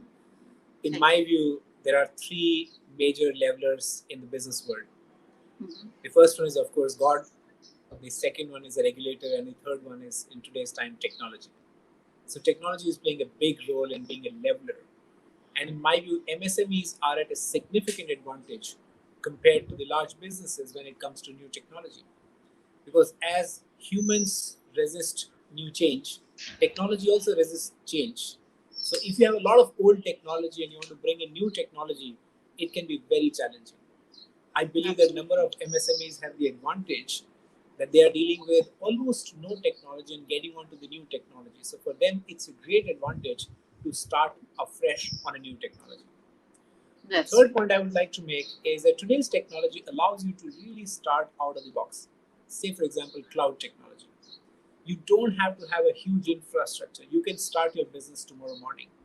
And it allows you not only the speed, the economies of scale, getting started cheaper, and also the business continuity and resilience because you don't depend on where you do business. You could be anywhere and your customers could be anywhere. And a cloud kind of technology could take care of all the business continuity issues. That's true. And it's even more critical now with 98% of the workforce working from home in these times. All right. I'd That's like right. to bring in Mr. Amit at this point. What is your take on this? How do you think MSME sector can particularly jumpstart businesses and ensure continuity in spite of these challenges that they face? Thanks, Ruchira, and thank you, Akhilesh and Mr. Thiru, for actually providing those insights. See, at the end of the day, I always believe in MSMEs becoming one of the most intelligent class of people in India. To be very frank with you, they understand things. Now, there are some technological challenges that will be a little difficult for them to understand, but who doesn't? Now, COVID has one silver lining. This is what I believe. Even though it has really caused havoc in our country, it has a silver lining. Now, we don't have to tell digital technologies to anybody. People understand what is WhatsApp. You are unable to travel, so you call up somebody, either do a repair or service remotely for your factory or for your organization. All of that is now understood. You don't have to tell anybody anything of that sort. So, according to me, all we are doing right now, or what we are asking the MSMEs, is do a data driven decision making. Just get to know what's happening in your organization. What are the places that need some kind of improvement, or what are the things that are really working really well for you, right? So instead of going by gut, let's have a data driven decision making. That's it, nothing more than that. You can just go ahead and start with that first, and then go ahead and go much deeper. Now, now we always look at China as a competition sometimes, but I would rather treat China as a partner also, and a great learning tool. Now if you look at China 2025 initiative, they have also gone through something similar, where they have added AI based digitization and skill up as a program. Now, skill up is not that easy, it will take some time. But today, the tools that are available, the what Thiru said, the economy or the options that are available, the solutions that are available to build resiliency, to bring in the right amount of technology is there. All we need to do is just start working on it, and maybe just take one step forward. Baby steps. Don't have to go a whole hog, but take We baby have to steps, start. and we are there. Absolutely. Okay, Saket, what do you think? Small businesses are clearly key drivers of growth and catalysts of the country's economic growth. But what kind of technological tools do MSMEs need to adopt for a thriving and productive workplace? Yeah, thank you, Rachita. Thank you first for inviting me here in this panel. And I agree with all the points. I'll first start with just my brief introduction. So I'm Saket Asati, one of the co-founder of IoT Informatics. We've been working for past 3 years in telemedicine solution. So, in the healthcare industry. So technology has been on the forefront of all the work, because telemedicine, I would say, is not possible without the technology. Regarding that, I would say the AI and IoT devices are actually one of the ones which help a lot in the digital transformation of the healthcare technology. Okay, AI based analytics and data analytics are becoming very crucial, in all forms of MSMEs. Definitely. Customer behaviors and preferences are changing day by day. You know, so to analyze data or what to say, use of AI in It's critical at all identifying the levels. identifying the what customer needs is like very very crucial. Okay, IoT is also playing a huge role, Huge especially role. in the healthcare sector. Where we have connected health devices, we can monitor patients' data from like hundreds of kilometers away from them. Uh, so that is something we believe are very important for MSMEs. Blockchain is also technology which is maturing day by day and may revolutionize I would say data security. But I think I still feel that AI and IoT are gonna play a much bigger role for MSMEs than maybe blockchain. Thank you, Saket, for that input. Akhilesh, what is your take on this? Adopting disruptive technologies like AI, ML, blockchain, cloud computing is the need of the hour. But it is also important to understand which technology is the best for a particular industry or sector, because SMEs also come in all sizes and their needs are absolutely different. So, what is your insight on this? My advice is very simple. Don't buy technology for the sake of technology. As somebody just said that MSMEs are the smartest people. I'm nobody to give advice to a smart person, but if I were to, there's a lot of technology, there are lots of jargon, there are lots of things, but actually do what you think has a business value. And most technology today have a great business value, but they may or may not be for you. Many of us and many of these small businesses also are today using artificial intelligence without actually knowing that they are using artificial intelligence. So, for That's example, when you actually talk to your WhatsApp and the WhatsApp records your audio message and sends it to your customer, it's actually a speech recognition powered by machine learning. You don't have to buy an expensive AI or machine learning or that kind of things. And to me, look at what is the business value of technology. And the good news is that today, technology providers, those who are progressive, are actually not talking about jargons. I'm not talking about, here is a fancy, shiny toy you got. They're talking about here's a great business. How can you be more connected to your customer? How can you make more data-driven decision? How can you actually be more connected with your supply chain and really know where things are? So my suggestion would be that forget technology for the sake of technology. Technology can do a lot, but you need to see what you find value. Just to give an analogy, the more and more the car gets advanced, the technology under the hood becomes more and more complex. But if you look at it from a driver's view, it becomes much, much more simpler. So I think the technology of tomorrow will be like those cars, which have lots of complexity under the hood, but for the driver, it's the simplest driving experience. So look for simplicity, look for business value, and leave the rest to the others. That was a very valid point. So, Amit, with that, I'd like to come to you.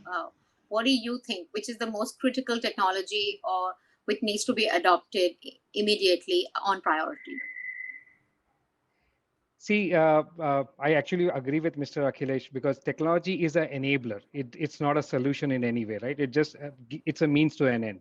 So for that particular matter, first is knowing what you require, and understanding what is it that is available, right? So in terms of availability of the things that are available in the market, what Mr. Akhilesh said, small things, but you need to know. If you don't know, then maybe it will be difficult for you to just go ahead and think of adoption, right? So we, as part of, I don't know if you're aware, that we are running a small program called Tech Saksham, where we are making MSMEs aware of what are the kind of solutions that are available today that will make sense. Then we are obviously bringing it forth as a bundle and providing it with Dell, right? And IoT is not one person's job. It's a community, right? So there are certain people who will come in, understand your challenges. There are certain people who will come in who would potentially recommend what exactly is the right thing to be implemented. And then finally you go ahead. What you need to do, what Mr. Akhilesh just rightly said, go on your problem statement and what is it that you are losing because of that problem. If you are saying that I am losing because my quality is not great, how much are you losing? If you are saying that, okay, if my systems are not running, I have too much of downtime, tell us how much is the downtime. Is the gut feeling, or you don't have the data? So all you So need to do data-driven right now is to insights, just as go ahead and we do that. mentioned. Absolutely. So Thiru, I'd like to come to you on this one. Since Dell offers end-to-end tech solutions to enable and accelerate digital transformation, and most organizations are now thinking first. They are reimagining how to differentiate in this fast-changing dynamic environment. So according to you, how can MSMEs build their digital resiliency and prepare for what lies ahead? I think I really like the conversation what Akhilesh and Amit brought forward. I think keeping it simple is the most essential ingredient to be successful. Either you are a micro business or a small and medium or even a large enterprise, right? So in our opinion, I think we, as I said, we look at everything from the people, process, and technology angle. They all need to go collectively together to make impactful outcome. So the way we approached it was simple four things. We allowed our engineering community to advance into the multi-cloud ability.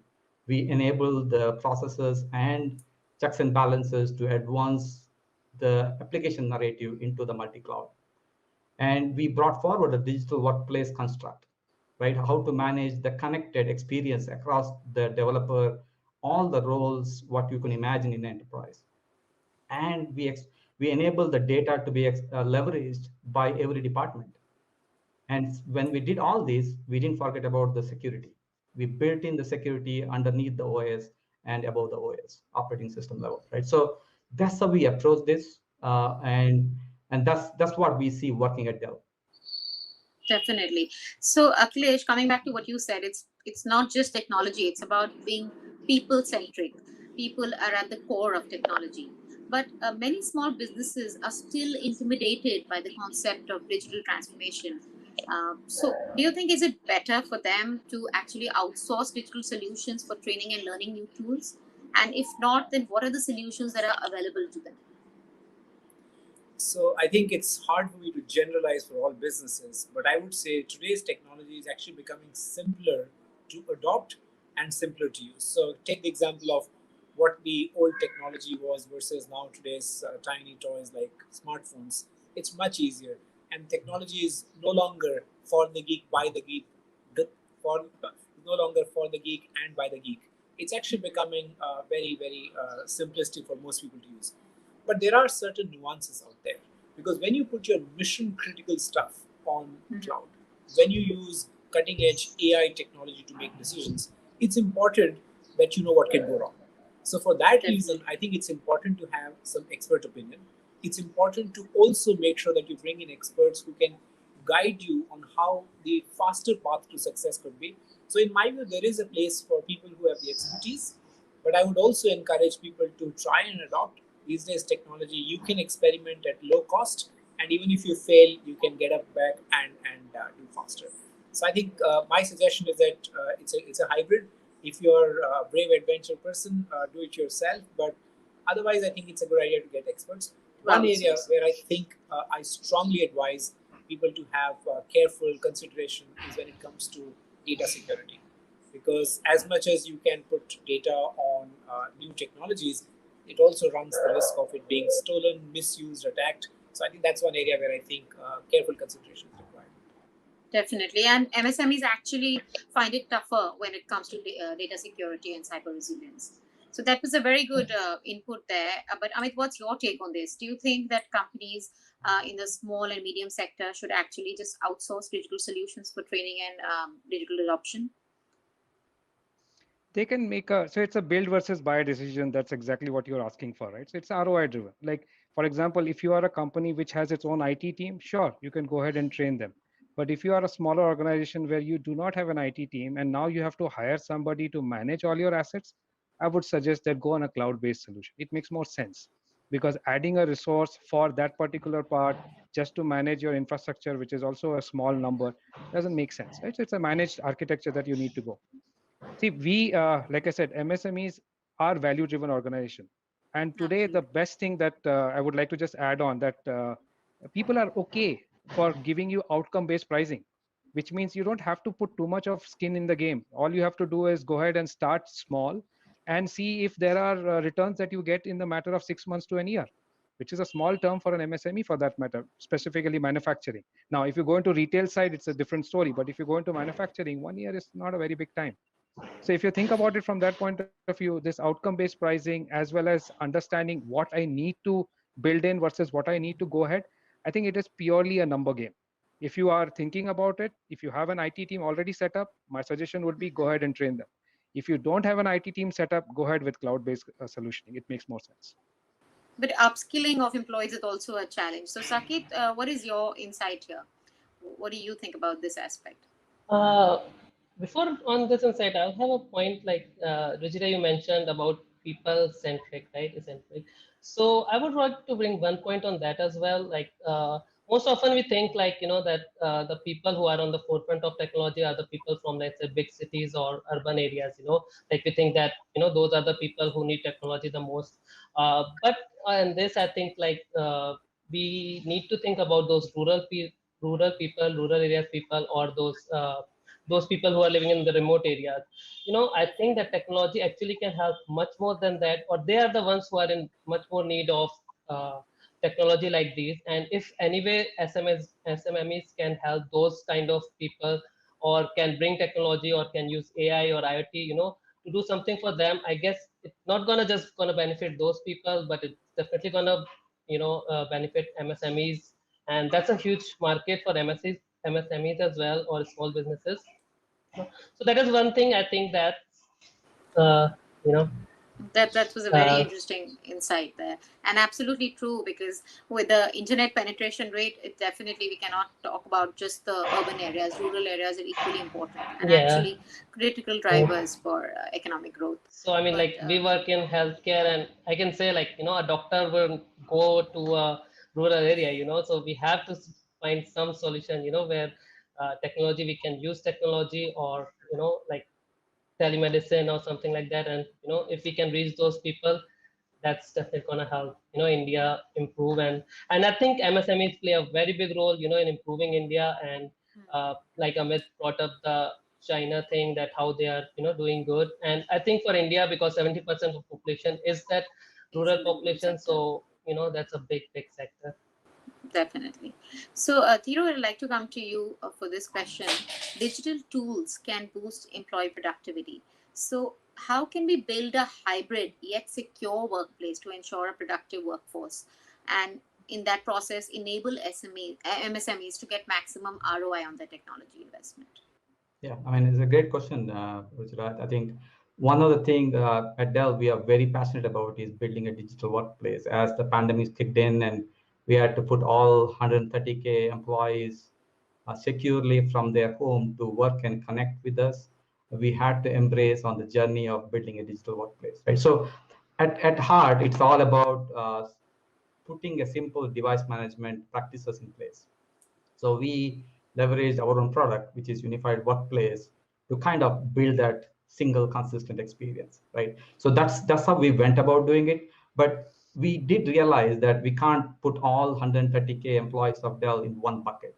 So we created a persona strategy where we group them into three sections, which are anchored roles, which need to come to office, hybrid roles or the mobile roles, and the remote and people working from home.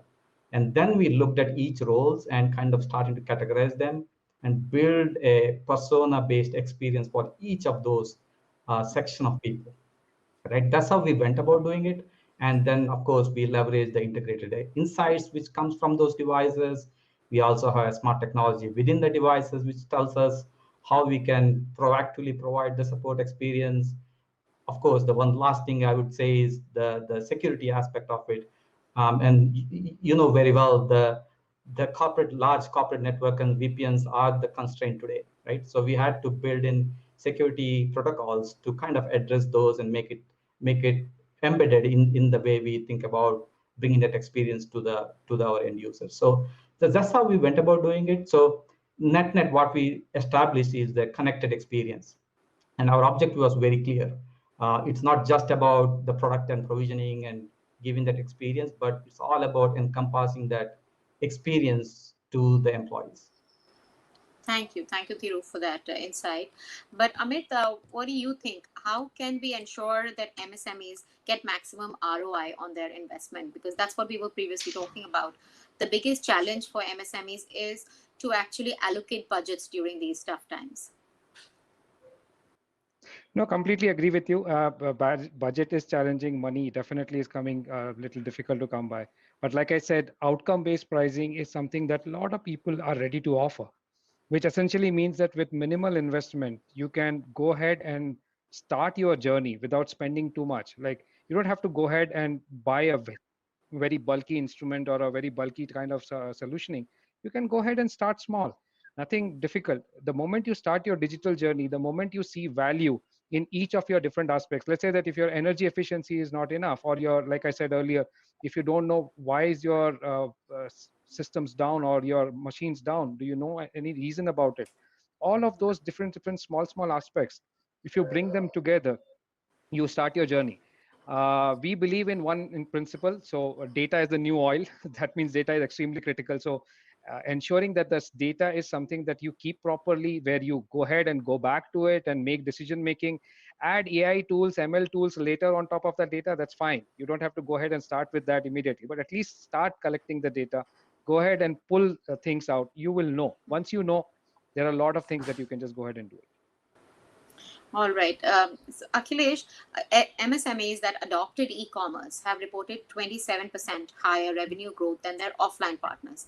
But as we were discussing, even if they wish to embrace digitization, they do face various challenges like investing in cloud services, and cybersecurity, of course, comes with a certain costs implication, and also they have their own operational challenges. So what are your thoughts in this regard, and how can they overcome these challenges?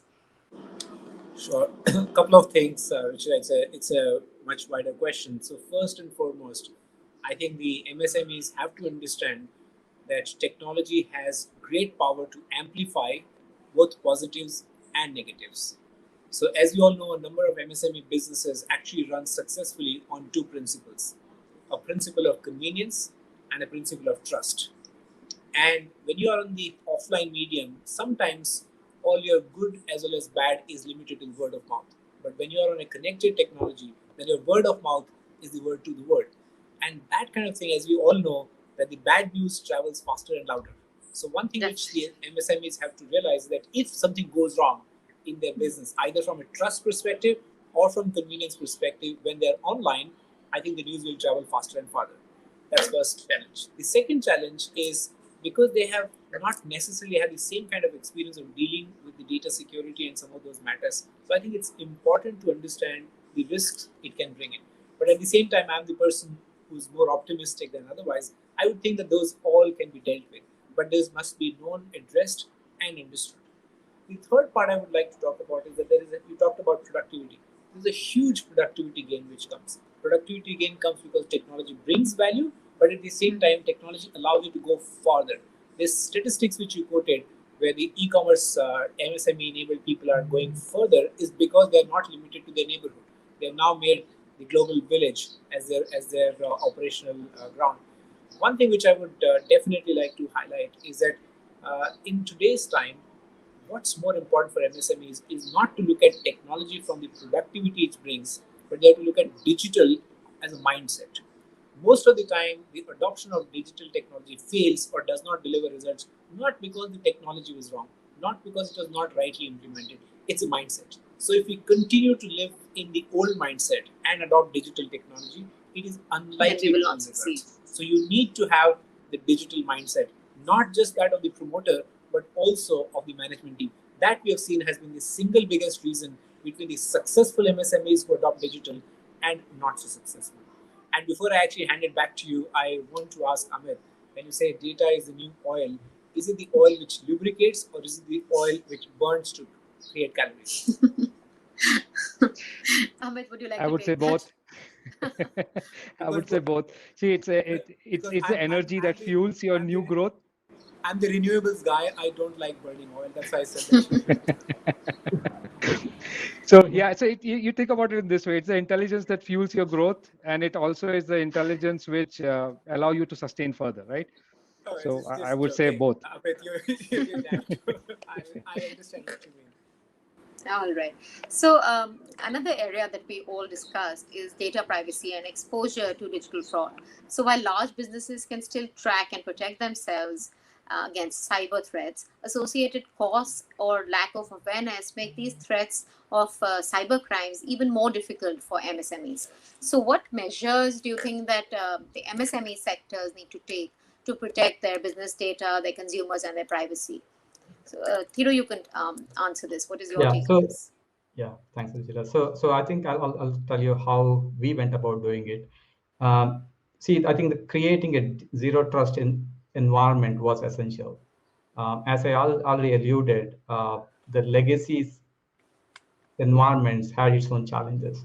Right? The transition to a more flexible work and work from home has changed how the cyber security need to be viewed.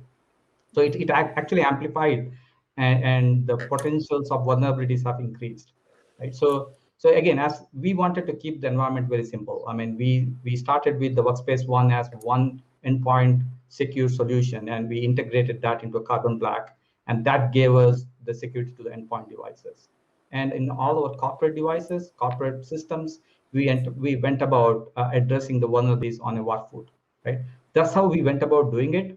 But again, the advice I have is to look at all possible areas of your existing tool sets and areas which are the processes which you want to revisit with the new lens. Great. So, Amit, would you like to add to this? What are the measures Sure, or sure. that MSMEs need to take for a Yeah. risk-free framework?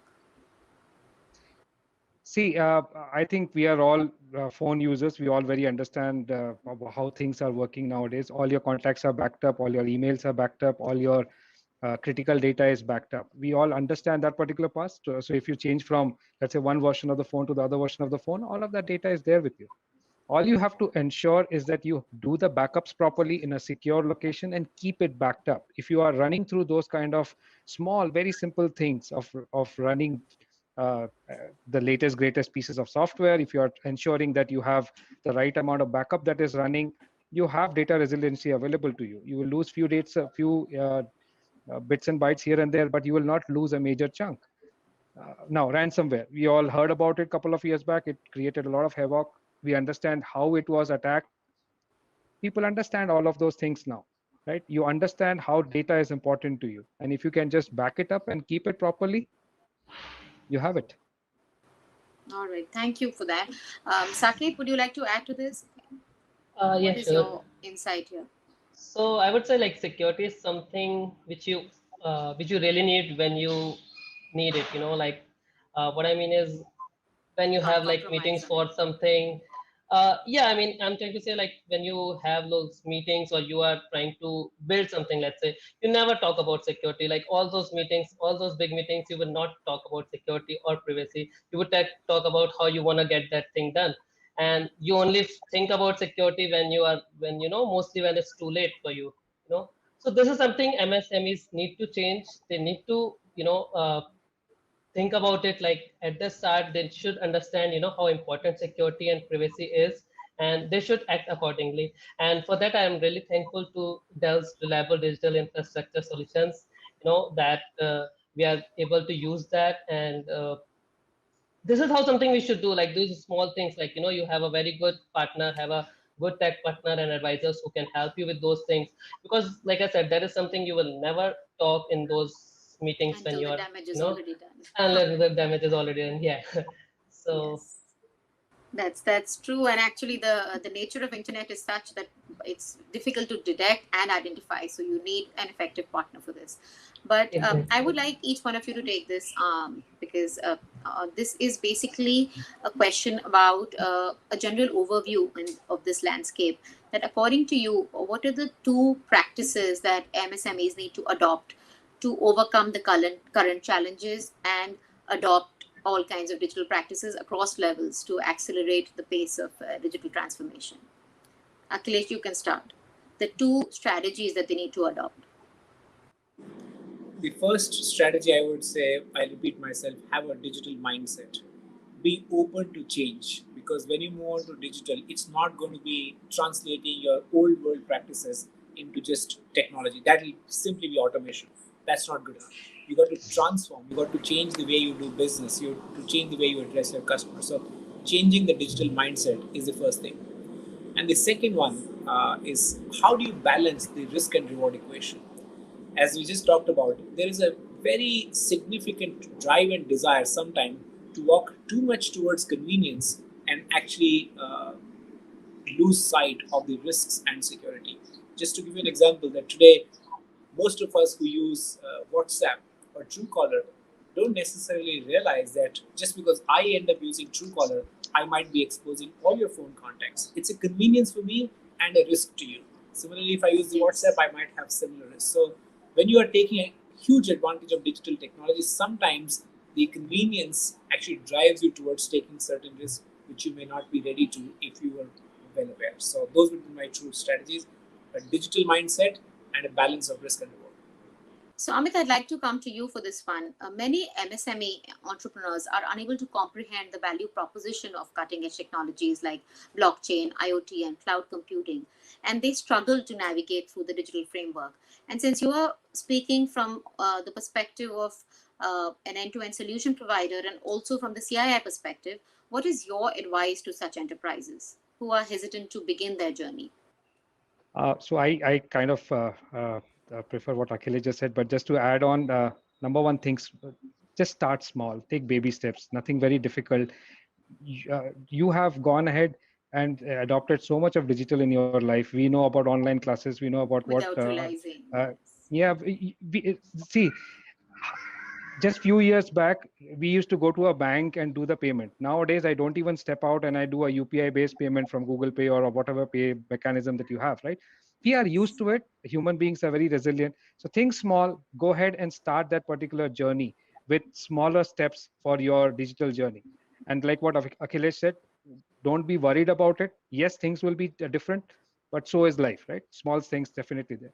The second Absolutely. aspect that you need to do is that you need to keep your data properly, right? And you need to ensure that that's essentially what is going to help you for your next level of decision making. So keep your software proper, keep your data backed up, and you have a journey to start. Thank you, Amit. What about you, Saket? What do you think? What are the two Uh, strategies from your own experience that you have adopted and benefited from those? Okay. I think Akhilesh has covered most of the points for everyone. So I'll say, first thing for MSMEs, I'll say when you are like utilizing technology, do not just use technology for the sake of it.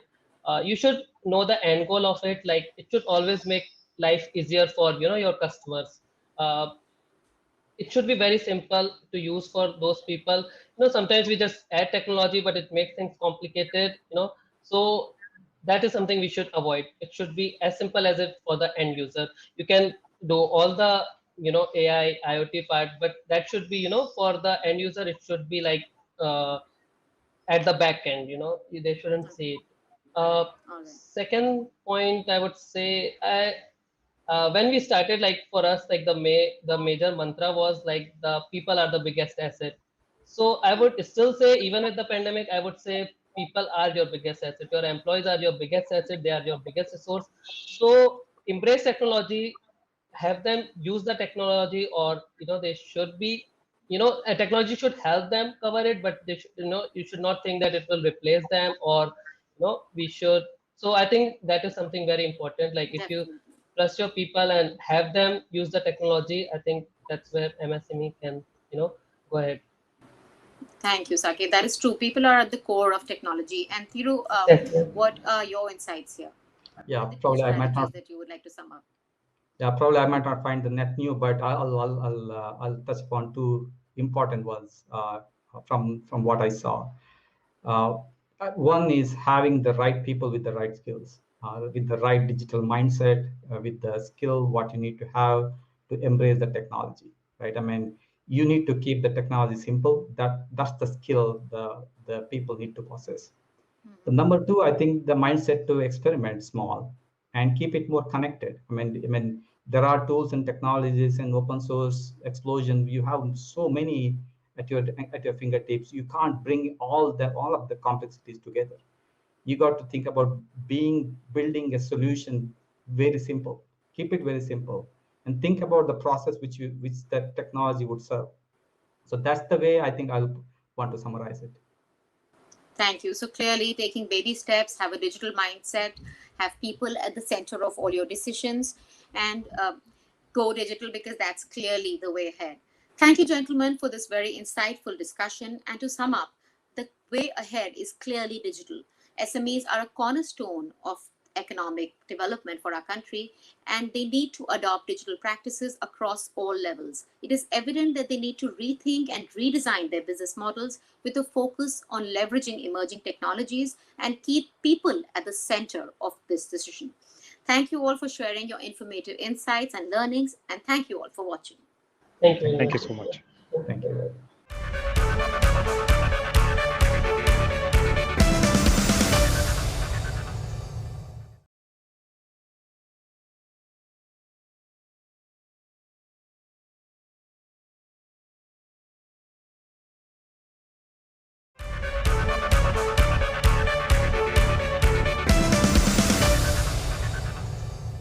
People, we have to discuss this. This is a very important point to discuss. SME is here to stay.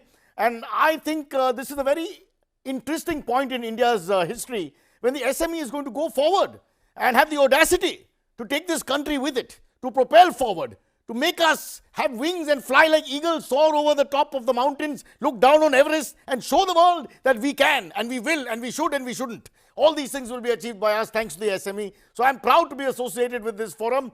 I would also like to say that even though I was the fourth choice, initially it was Shah Rukh Khan who declined for some reason. Then they had Amitabh Bachchan who wasn't available, not feeling well. And then A.K. Hangal apparently has not been alive for many years. So finally they turned to me. I have to say, and I have to say this on record, and you can note it down, record this. It's a Zoom meeting for most of you, so please do so.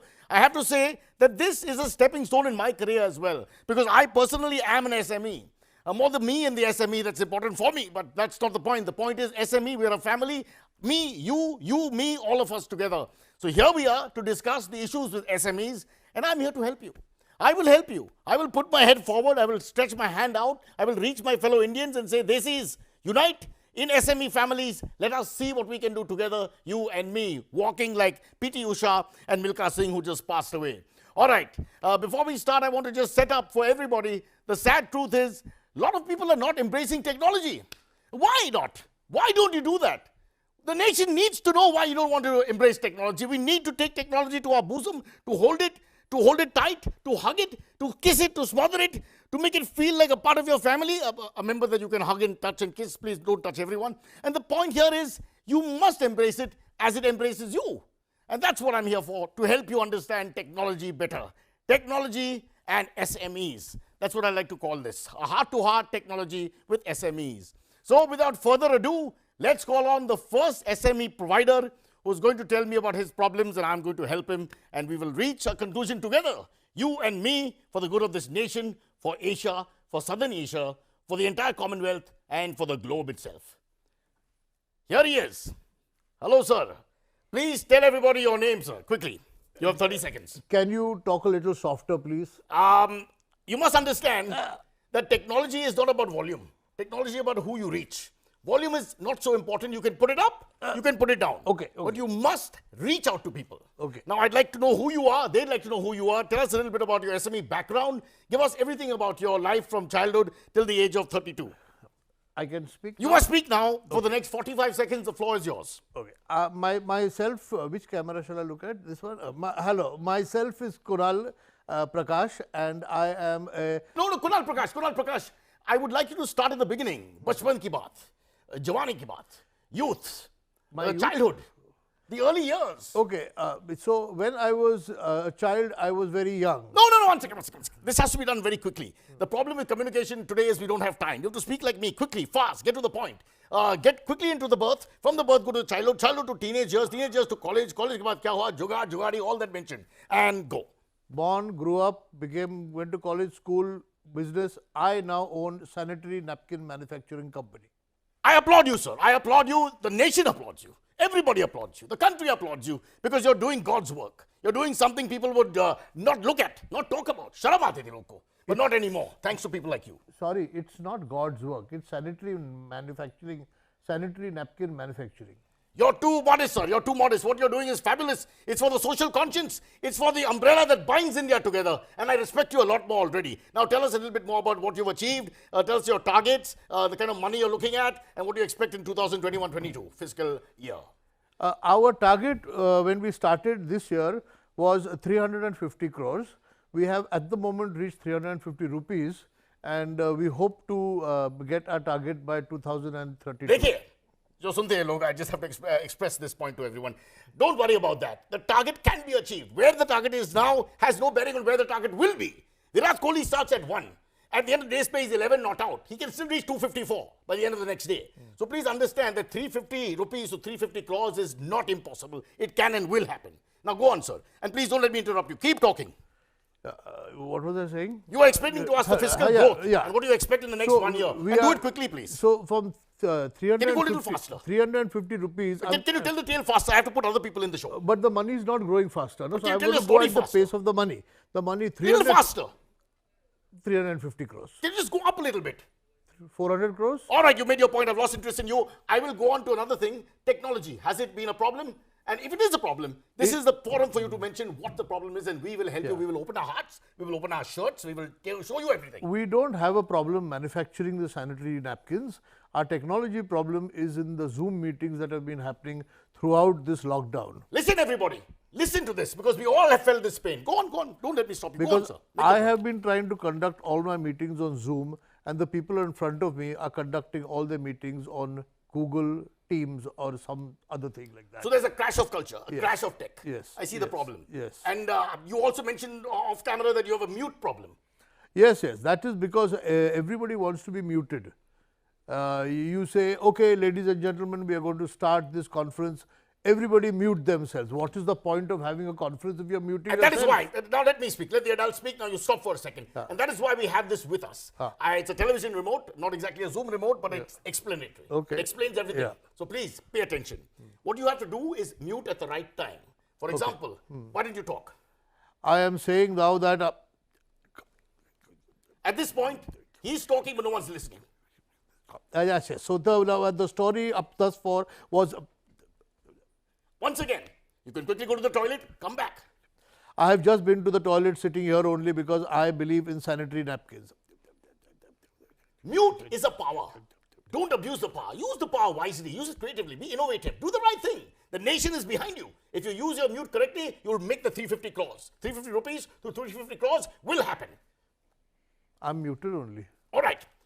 That's all we have time for with this guest. Just one last word, a piece of advice from one friend to another. Let me tell you, sir, and let me tell you this frankly. If you have a problem with technology, remember it can also help you get out of situations. When you want to ignore the person who's on the Zoom meeting, you can just pretend the Wi-Fi died and you can just disappear. You can just blame it on technology. So anything you hate, any meeting you detest, any place you don't want to be, any person you can't stand, you can walk out without making them feel bad because it's not your fault, it's technology's. So let's imagine now that we are in the middle of a Zoom meeting. That's right. Okay. And the Wi-Fi has failed.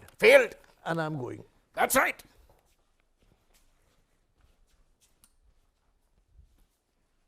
Not a problem. Next. That gentleman, ladies and gentlemen, did not show the kind of attitude I liked, but he's still part of the family, so we kept him there. We have someone more interesting coming up now. He's a national award winner. Kathakali dancer, Kuchipudi also. He does both simultaneously. Nobody has done that before in the history of our country or culture. Here he is, Mr. Pappu Kumar. Pappu Kumar. Yes, How are Pappu you, Kumar. sir? I'm Pleasure. good, I'm Pleasure. good. Can I comb my hair? Okay, beta, aja. Comb his hair, make him look good. Make him not as good as me, just give him a general look. A little bit of a general look. There is no difference whatsoever. And beta, put your phone off here. There's a professional commitment going on here. The SMEs we're talking to, no small people here. All right, calm down.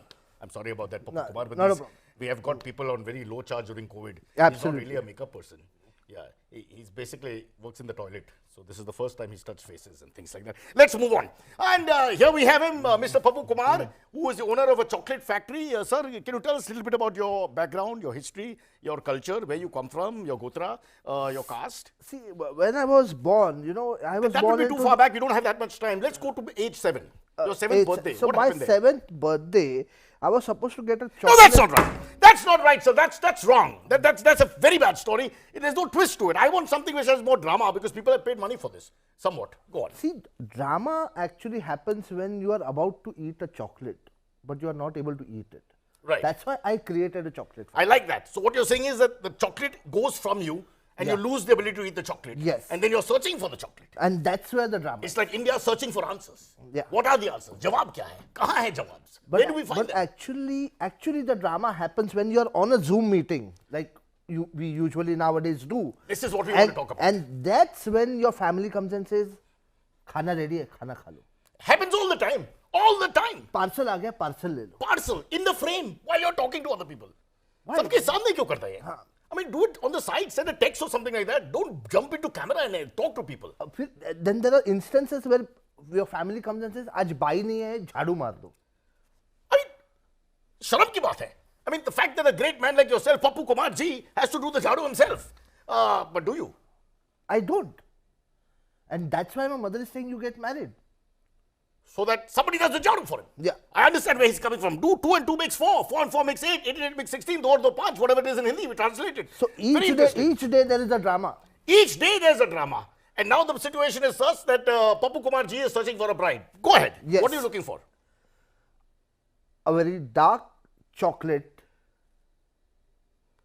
Right. Fair enough. In terms of Bollywood actress Priyanka Chopra? She's not that dark chocolate. Right. So what you want is that what you manufacture and what you marry should be almost the same. Yes. He walks the walk. He talks the talk. He goes in the path of excellence. There's a lot to respect about that. Yes. All right. Tell us about the numbers you're trying to target. What are you trying to meet? We are targeting around 1. 1. Yes. 1. Yes. 1. 1. 1? Just 1. I think we've said 1 11 times, but what is 1? Pappu Kumar, you come to my show and then you start laughing pathetically like this. What is wrong with you? They'll think you're an actor. There are no actors here. These are real people. These are actual people who've come on my set. This is a man in pain. This is nervous laughter. This is laughter of fear. Laughter of trying to hide something. This is not laughter of an actor who's performing without knowing his lines. That's not the laughter. Go ahead and tell us what the laughter is. What hides behind that laughter? Tell the truth. The nation wants to know. Clear your soul. Let people know. Speak from here. Speak from inside. Andar ki baat hai. Dil khol ke baat karo. The fear to lose the chocolate. FOLMC. The fear of losing chocolate. Yes. Very good. Very interesting. Fabulous how everything is chocolate bound. And this is why his SME is going to go places, ladies and gentlemen. Because it's with him. It's with him. He eats it. He drinks it. He marries it. It's him. Everything is an analogy of chocolate. And that's a lot of respect for that. Because that's why this person's vision is bigger and better than anybody else's. But why did you laugh? Who's that chocolate? One sec. Who's that chocolate? I apologize. I have no idea why he got up and left, but we'll just figure out what happened to Pappuji. Makeup. And the next person here from the SME family, and I hope you're having a very good time because this is all about telling you that your heart is with us and my heart is with you and we share hearts. Just quickly, the gentleman coming here, this lovely man, he has climbed Mount Everest on one leg, just on a dare. Incredible person. He is also, in the history of the country, is the only person to swim using only his fingers. Not the arms, not the legs, just with the fingers. He's a great person. He has Guinness Book of Records galore. But he is an SME. He's a manufacturer. He manufactures banyans, chaddis, Chaddis are more important for him because that's where his core business is. Banyans also. So he's a support system to the country. He supports you by giving you a banyan that holds your body up and a chaddi that holds your body up. So let's meet him. Sir, Jai sir, thank you for coming. बताइए आपका सोच विचार क्या है SMEs के बारे में, आपका खुद का क्या सोच विचार है एंड बिजनेस के बारे में क्या सोच विचार है. Go ahead. एक मिनट आपके पास 40 सेकंड है. Your time starts now. SME तो आपके पास अभी 35 सेकंड है. Your time starts now. SME तो बाहर बोल सकते हैं मगर वो जूम 25 सेकंड्स है अभी, तो 25 सेकंड्स में आपका पूरा कार्यक्रम या प्रेजेंटेशन अब वो जो पेश करते हैं वो 25 से 1 मिनट. अब इंटरप्ट मत कीजिए please. There is one anchor and there is one person who is with the anchor. मैं एंकर हूं, आप the extra person and go. तो जूम का विंडो अब आपके पास 20 सेकंड है. चड्डी और बनियान कैसे दिखाएंगे उसमें? क्या बात करते हैं, ये चड्डी जो आपके फेस पे है ना वो निकाल दो. वो विंडो छोटा रहता है. ये चड्डी को निकाल दो. क्लैरिटी की बात है. वो विंडो रहता है छोटा. I'm trying to understand what he's trying to say, but he's choked with fear. You can see it on his face. He's scared. He's hurt. He's been betrayed by 3 women, including his own parents. Go on, sir. आप बताइए. चड्डी बनियान कैसे दिखा उसमें? वो नहीं दिखता है ना प्रॉपर. वो छोटा विंडो रहता है जूम का. चड्डी, अंडरवेयर एंड गारमेंट. आहिस्ते आहिस्ते. चड्डी और बनियान. चड्डी और बनियान. उसका छोटा सा मैन्युफैक्चरिंग है ना हमारे MSME. तो प्रॉब्लम क्या है? उस जूम में दिखता नहीं ना उतना कि उसको लंबा सा चड्डी और बनियान छोटा छोटा दिखता है. वो लगता है कि छोटे छोटों का है. अच्छा, अब भी समझ में आ गया. साइज की बात है. आपकी चड्डी सब छोटी है और फिर किसी को देख नहीं सकते हैं जूम पे जो है के अंदर. I see. So ladies and gentlemen, you see the problem he's having here. His underwears are too small, and because of that, it's a manufacturing defect. He's not able to show it on a Zoom program, so he's being defeated by technology. This is something we have to address. This is why we're here. This is why India has this forum, and this forum is for him to understand that his underwear may be small, but his dreams are big, and we must help him understand. तो आपका कहने का मतलब है कि your chaddis are too small, and you need to make them bigger. You need Zoom to come closer. Yeah.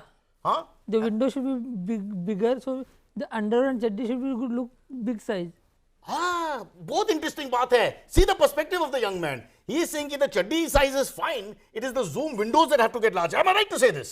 I'll give you 30 seconds to explain what you're trying to say because it's very difficult to understand. But please go ahead. We showing in the malls and this. Okay, now we have less clarity. That last sentence was of no use. Try again. We are trying to. ये note बहुत high है. This Lata Mangeshkar की जो note है. Take a note that we can understand. Now start. We are trying to advertising. But it's very no. It's basic advertising. Explain. Go on. What understanding? We are telling you something, but you are not. The Zoom meeting we are showing our underwear and the banyan is not advertising. Let us just put this in perspective. Everyone on the Zoom meeting with this gentleman Jai sir show their underwear to each other. सही बात है. So size we are making the size now the comfortable loud. They check each other's chaddi size. Go on. So how can we say all to Zoom meeting? How can we on a Zoom meeting present our underwears to each other and understand each other's underwear? Is that the problem? Yeah. All right. There's a simple solution for that. And I'll tell you, just get a wider screen. You just need a wider screen. You can't increase the underwear size, increase the wire screen size. Yeah. Fair enough? Yeah. Any other problems we can help you with? That's the only. Yeah. Do you have a public speaking issue? It looks like we can't understand what you're saying from time to time. You don't have my clarity of thought, my ability to speak, my ability to talk to many people at the same time. If I was in the first battle of Panipat, Babur would have lost. I would have told everybody what to do. I'm able to talk to people. I can talk to millions of people at one time in different countries, even though in different time zones, even if their TVs are off. I can reach them. In addressing the people, we should show this is our product and no. The nation doesn't want to know about your underwear and your chutneys anymore. Enough of that. Thank you very much for being here. We've understood your point. Please note it down, participants. If you can help this gentleman. Yes. And please don't wear your chutney on your face again. It's a horrible thing to do, even during COVID. Let's see who's next. SME family, let's meet somebody who really makes me proud to be an Indian. Very proud to be an Indian. Sir, aye, sir. Aye. Better, sir. Better. This gentleman, Rajeshwar. Rajeshwar, let me tell you his story. While you people are sitting there eating food, ordering on Zomato and Swiggy, drinking, doing whatever you do, chai, coffee, jo bhi hai. While you're doing all that, this gentleman, this caring Indian, this Dildar Admi, you know what he does? He has given toilets to an entire village. 68 toilets have been built by this gentleman with his own money in his own hands, alone, single-handedly, with no support from anyone. And that is why his SME is going to go further than anybody else's, because his heart is the size of Madhya Pradesh. with a little bit of Chhattisgarh. I couldn't divide the two states. I kept them together. The point here is, this is a great Indian, and I salute him, except for the pain in my wrist, which means I'll have to do it like this. Sir, welcome, sir. कुछ कहना है? The floor is yours. Sir मुझे तो मालूम नहीं, मैं electrician हूँ. क्या? मैं इलेक्ट्रिशियन हूँ सर, मुझे कुछ पता नहीं. Oh, out. Get out. 1 second.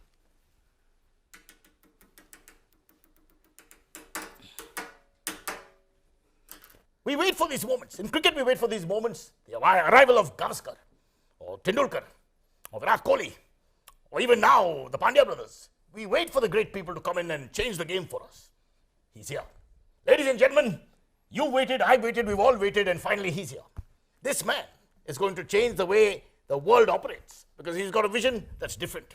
Go ahead, sir. Go ahead and make your point. Speak openly. Let the people know what you think. And what is your name? Hello, my name is Pinky Sa, and I have a very good idea. One second. Let's clarify that. Is Pinky Sa two names, or is it one name like Japanese? Like Pinky Sa, Japanese word. When I start writing, it is Pinky Sa, but it can be Pinky and Sa also. Very good. It's Pinky and Sa. He's two people, not one. No, it is two people with one name, or one people with two names also. Don't correct me. Never correct me. If you correct me, you'll be thrown off the show. So between you and me, It's look down twice. and listen to what I'm saying. Do not ever correct me. Never correct me. You will not correct me. He's a great man. Great vision. Great vision. I am in a great presence of the great man. Much Here. better. Much better. You can see. He's an intelligent man. The best man we have here is him. I have two things to say. Two very important things. One is, I don't mind the praise. Tareef karna hai to karo. Not a problem. I don't believe it's a bad thing. It's good in India if you praise people. Know where you stand. Always know where you stand. Second thing I'd like to say. And he has shaped the nation in such a way. And he's shaping, his hands are very shape giving. The shape that he gives is very aesthetic. Very good. Aesthetic. You're the only speaker I'm going to give 30 seconds extra to. Go on. Your point is well made and no one should interrupt you. Go on. And like Thakur said, Gabbar ye haath mujhe de do. I want to say the same thing. Give these hands to us. Support us. Support our initiative. And give it shape. Of course. If you let me speak. If you let me speak for a while now. If you let me take a turn to speak, because I'm here to speak. So let me speak for a second. I would like to say we are here to help you. This is what this whole forum is about. This convention is for people to help each other. लोग जो बैठे हैं, जो खड़े हैं, जो उसके पीछे जो है, जो परिवार है, जो दीवार है, जो उसके पीछे जो दीवार है, वो उसके दीवार के पीछे जो परिवार है, they're all with you. We're all together.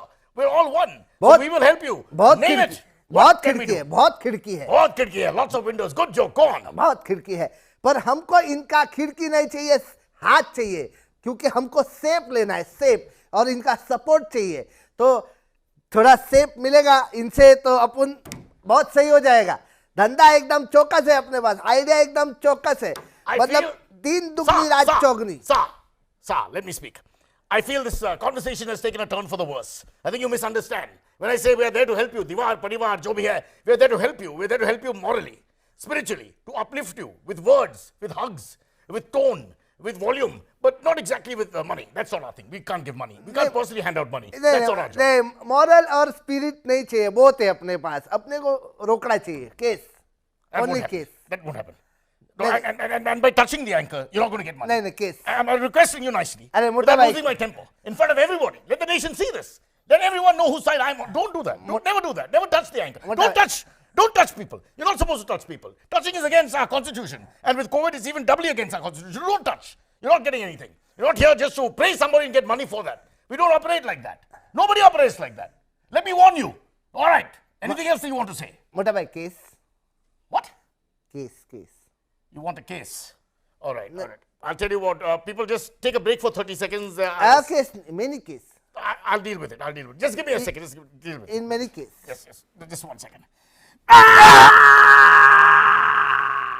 It's been a great evening, ladies and gentlemen. I salute you. We salute you, brave hearts, for coming out here and telling your stories and discussing things. With that kind of dialogue, we can take this thing much further than ever before.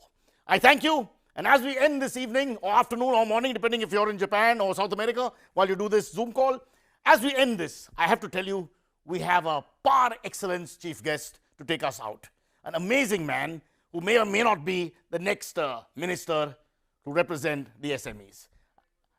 I'm not sure, what his real name is. His surname is also Rane, but his first name is a little different. Let me just check. What is his first name? Naru One Rane, to take us out of this exclusive. Here he is, sir, talking to the industry about the industry. A few words. Sir, please, a few words. बहुत मेहनत के बाद, बहुत time के बाद हम minister बन गया है. हमारे लिए स्पीड सीट रिजर्व किया था. ये एसएमई लोग तुमको कांग्रेचुलेशन नहीं, तुम हमको कांग्रेचुलेशन करो, क्योंकि हम अभी बहुत साल के बाद मिनिस्टर हो गया है. हम रिजर्वेशन करेगा हमारा सीट का. Thank you, but it wasn't very clear, sir. I don't want to correct you. I don't want to point fingers, but I felt you didn't come to the party. I wanted more from you. I expected more from you. I didn't get what I wanted. I felt shortchanged. I called you earlier. I spoke to you. अरे तुम चुप बैठो. मैं कितना बार बोलता है चुप बैठो. तुम कौन होता है तुम हमको पूछने वाला? इसको निकालो रे निकालो इसको. निकालो. वो झाका किधर है? झाका को लाओ इधर. इसको निकालो. Zaka? You want Zaka? I can give you Zaka. I can do Zaka. Zaka is not a problem. If that's what you want, ladies and gentlemen, we'll give you Zaka. You want Zaka? Here's Zaka. Zaka. I'm Zaka now. Zaka. End with my close.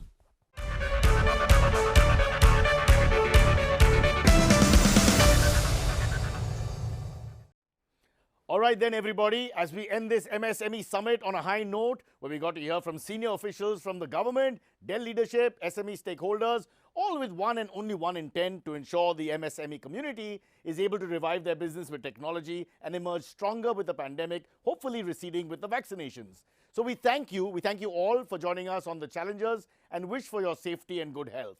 Keep the questions coming in and we will help you and your business along with Dell, because we stop at nothing. Stay safe. Have a good weekend.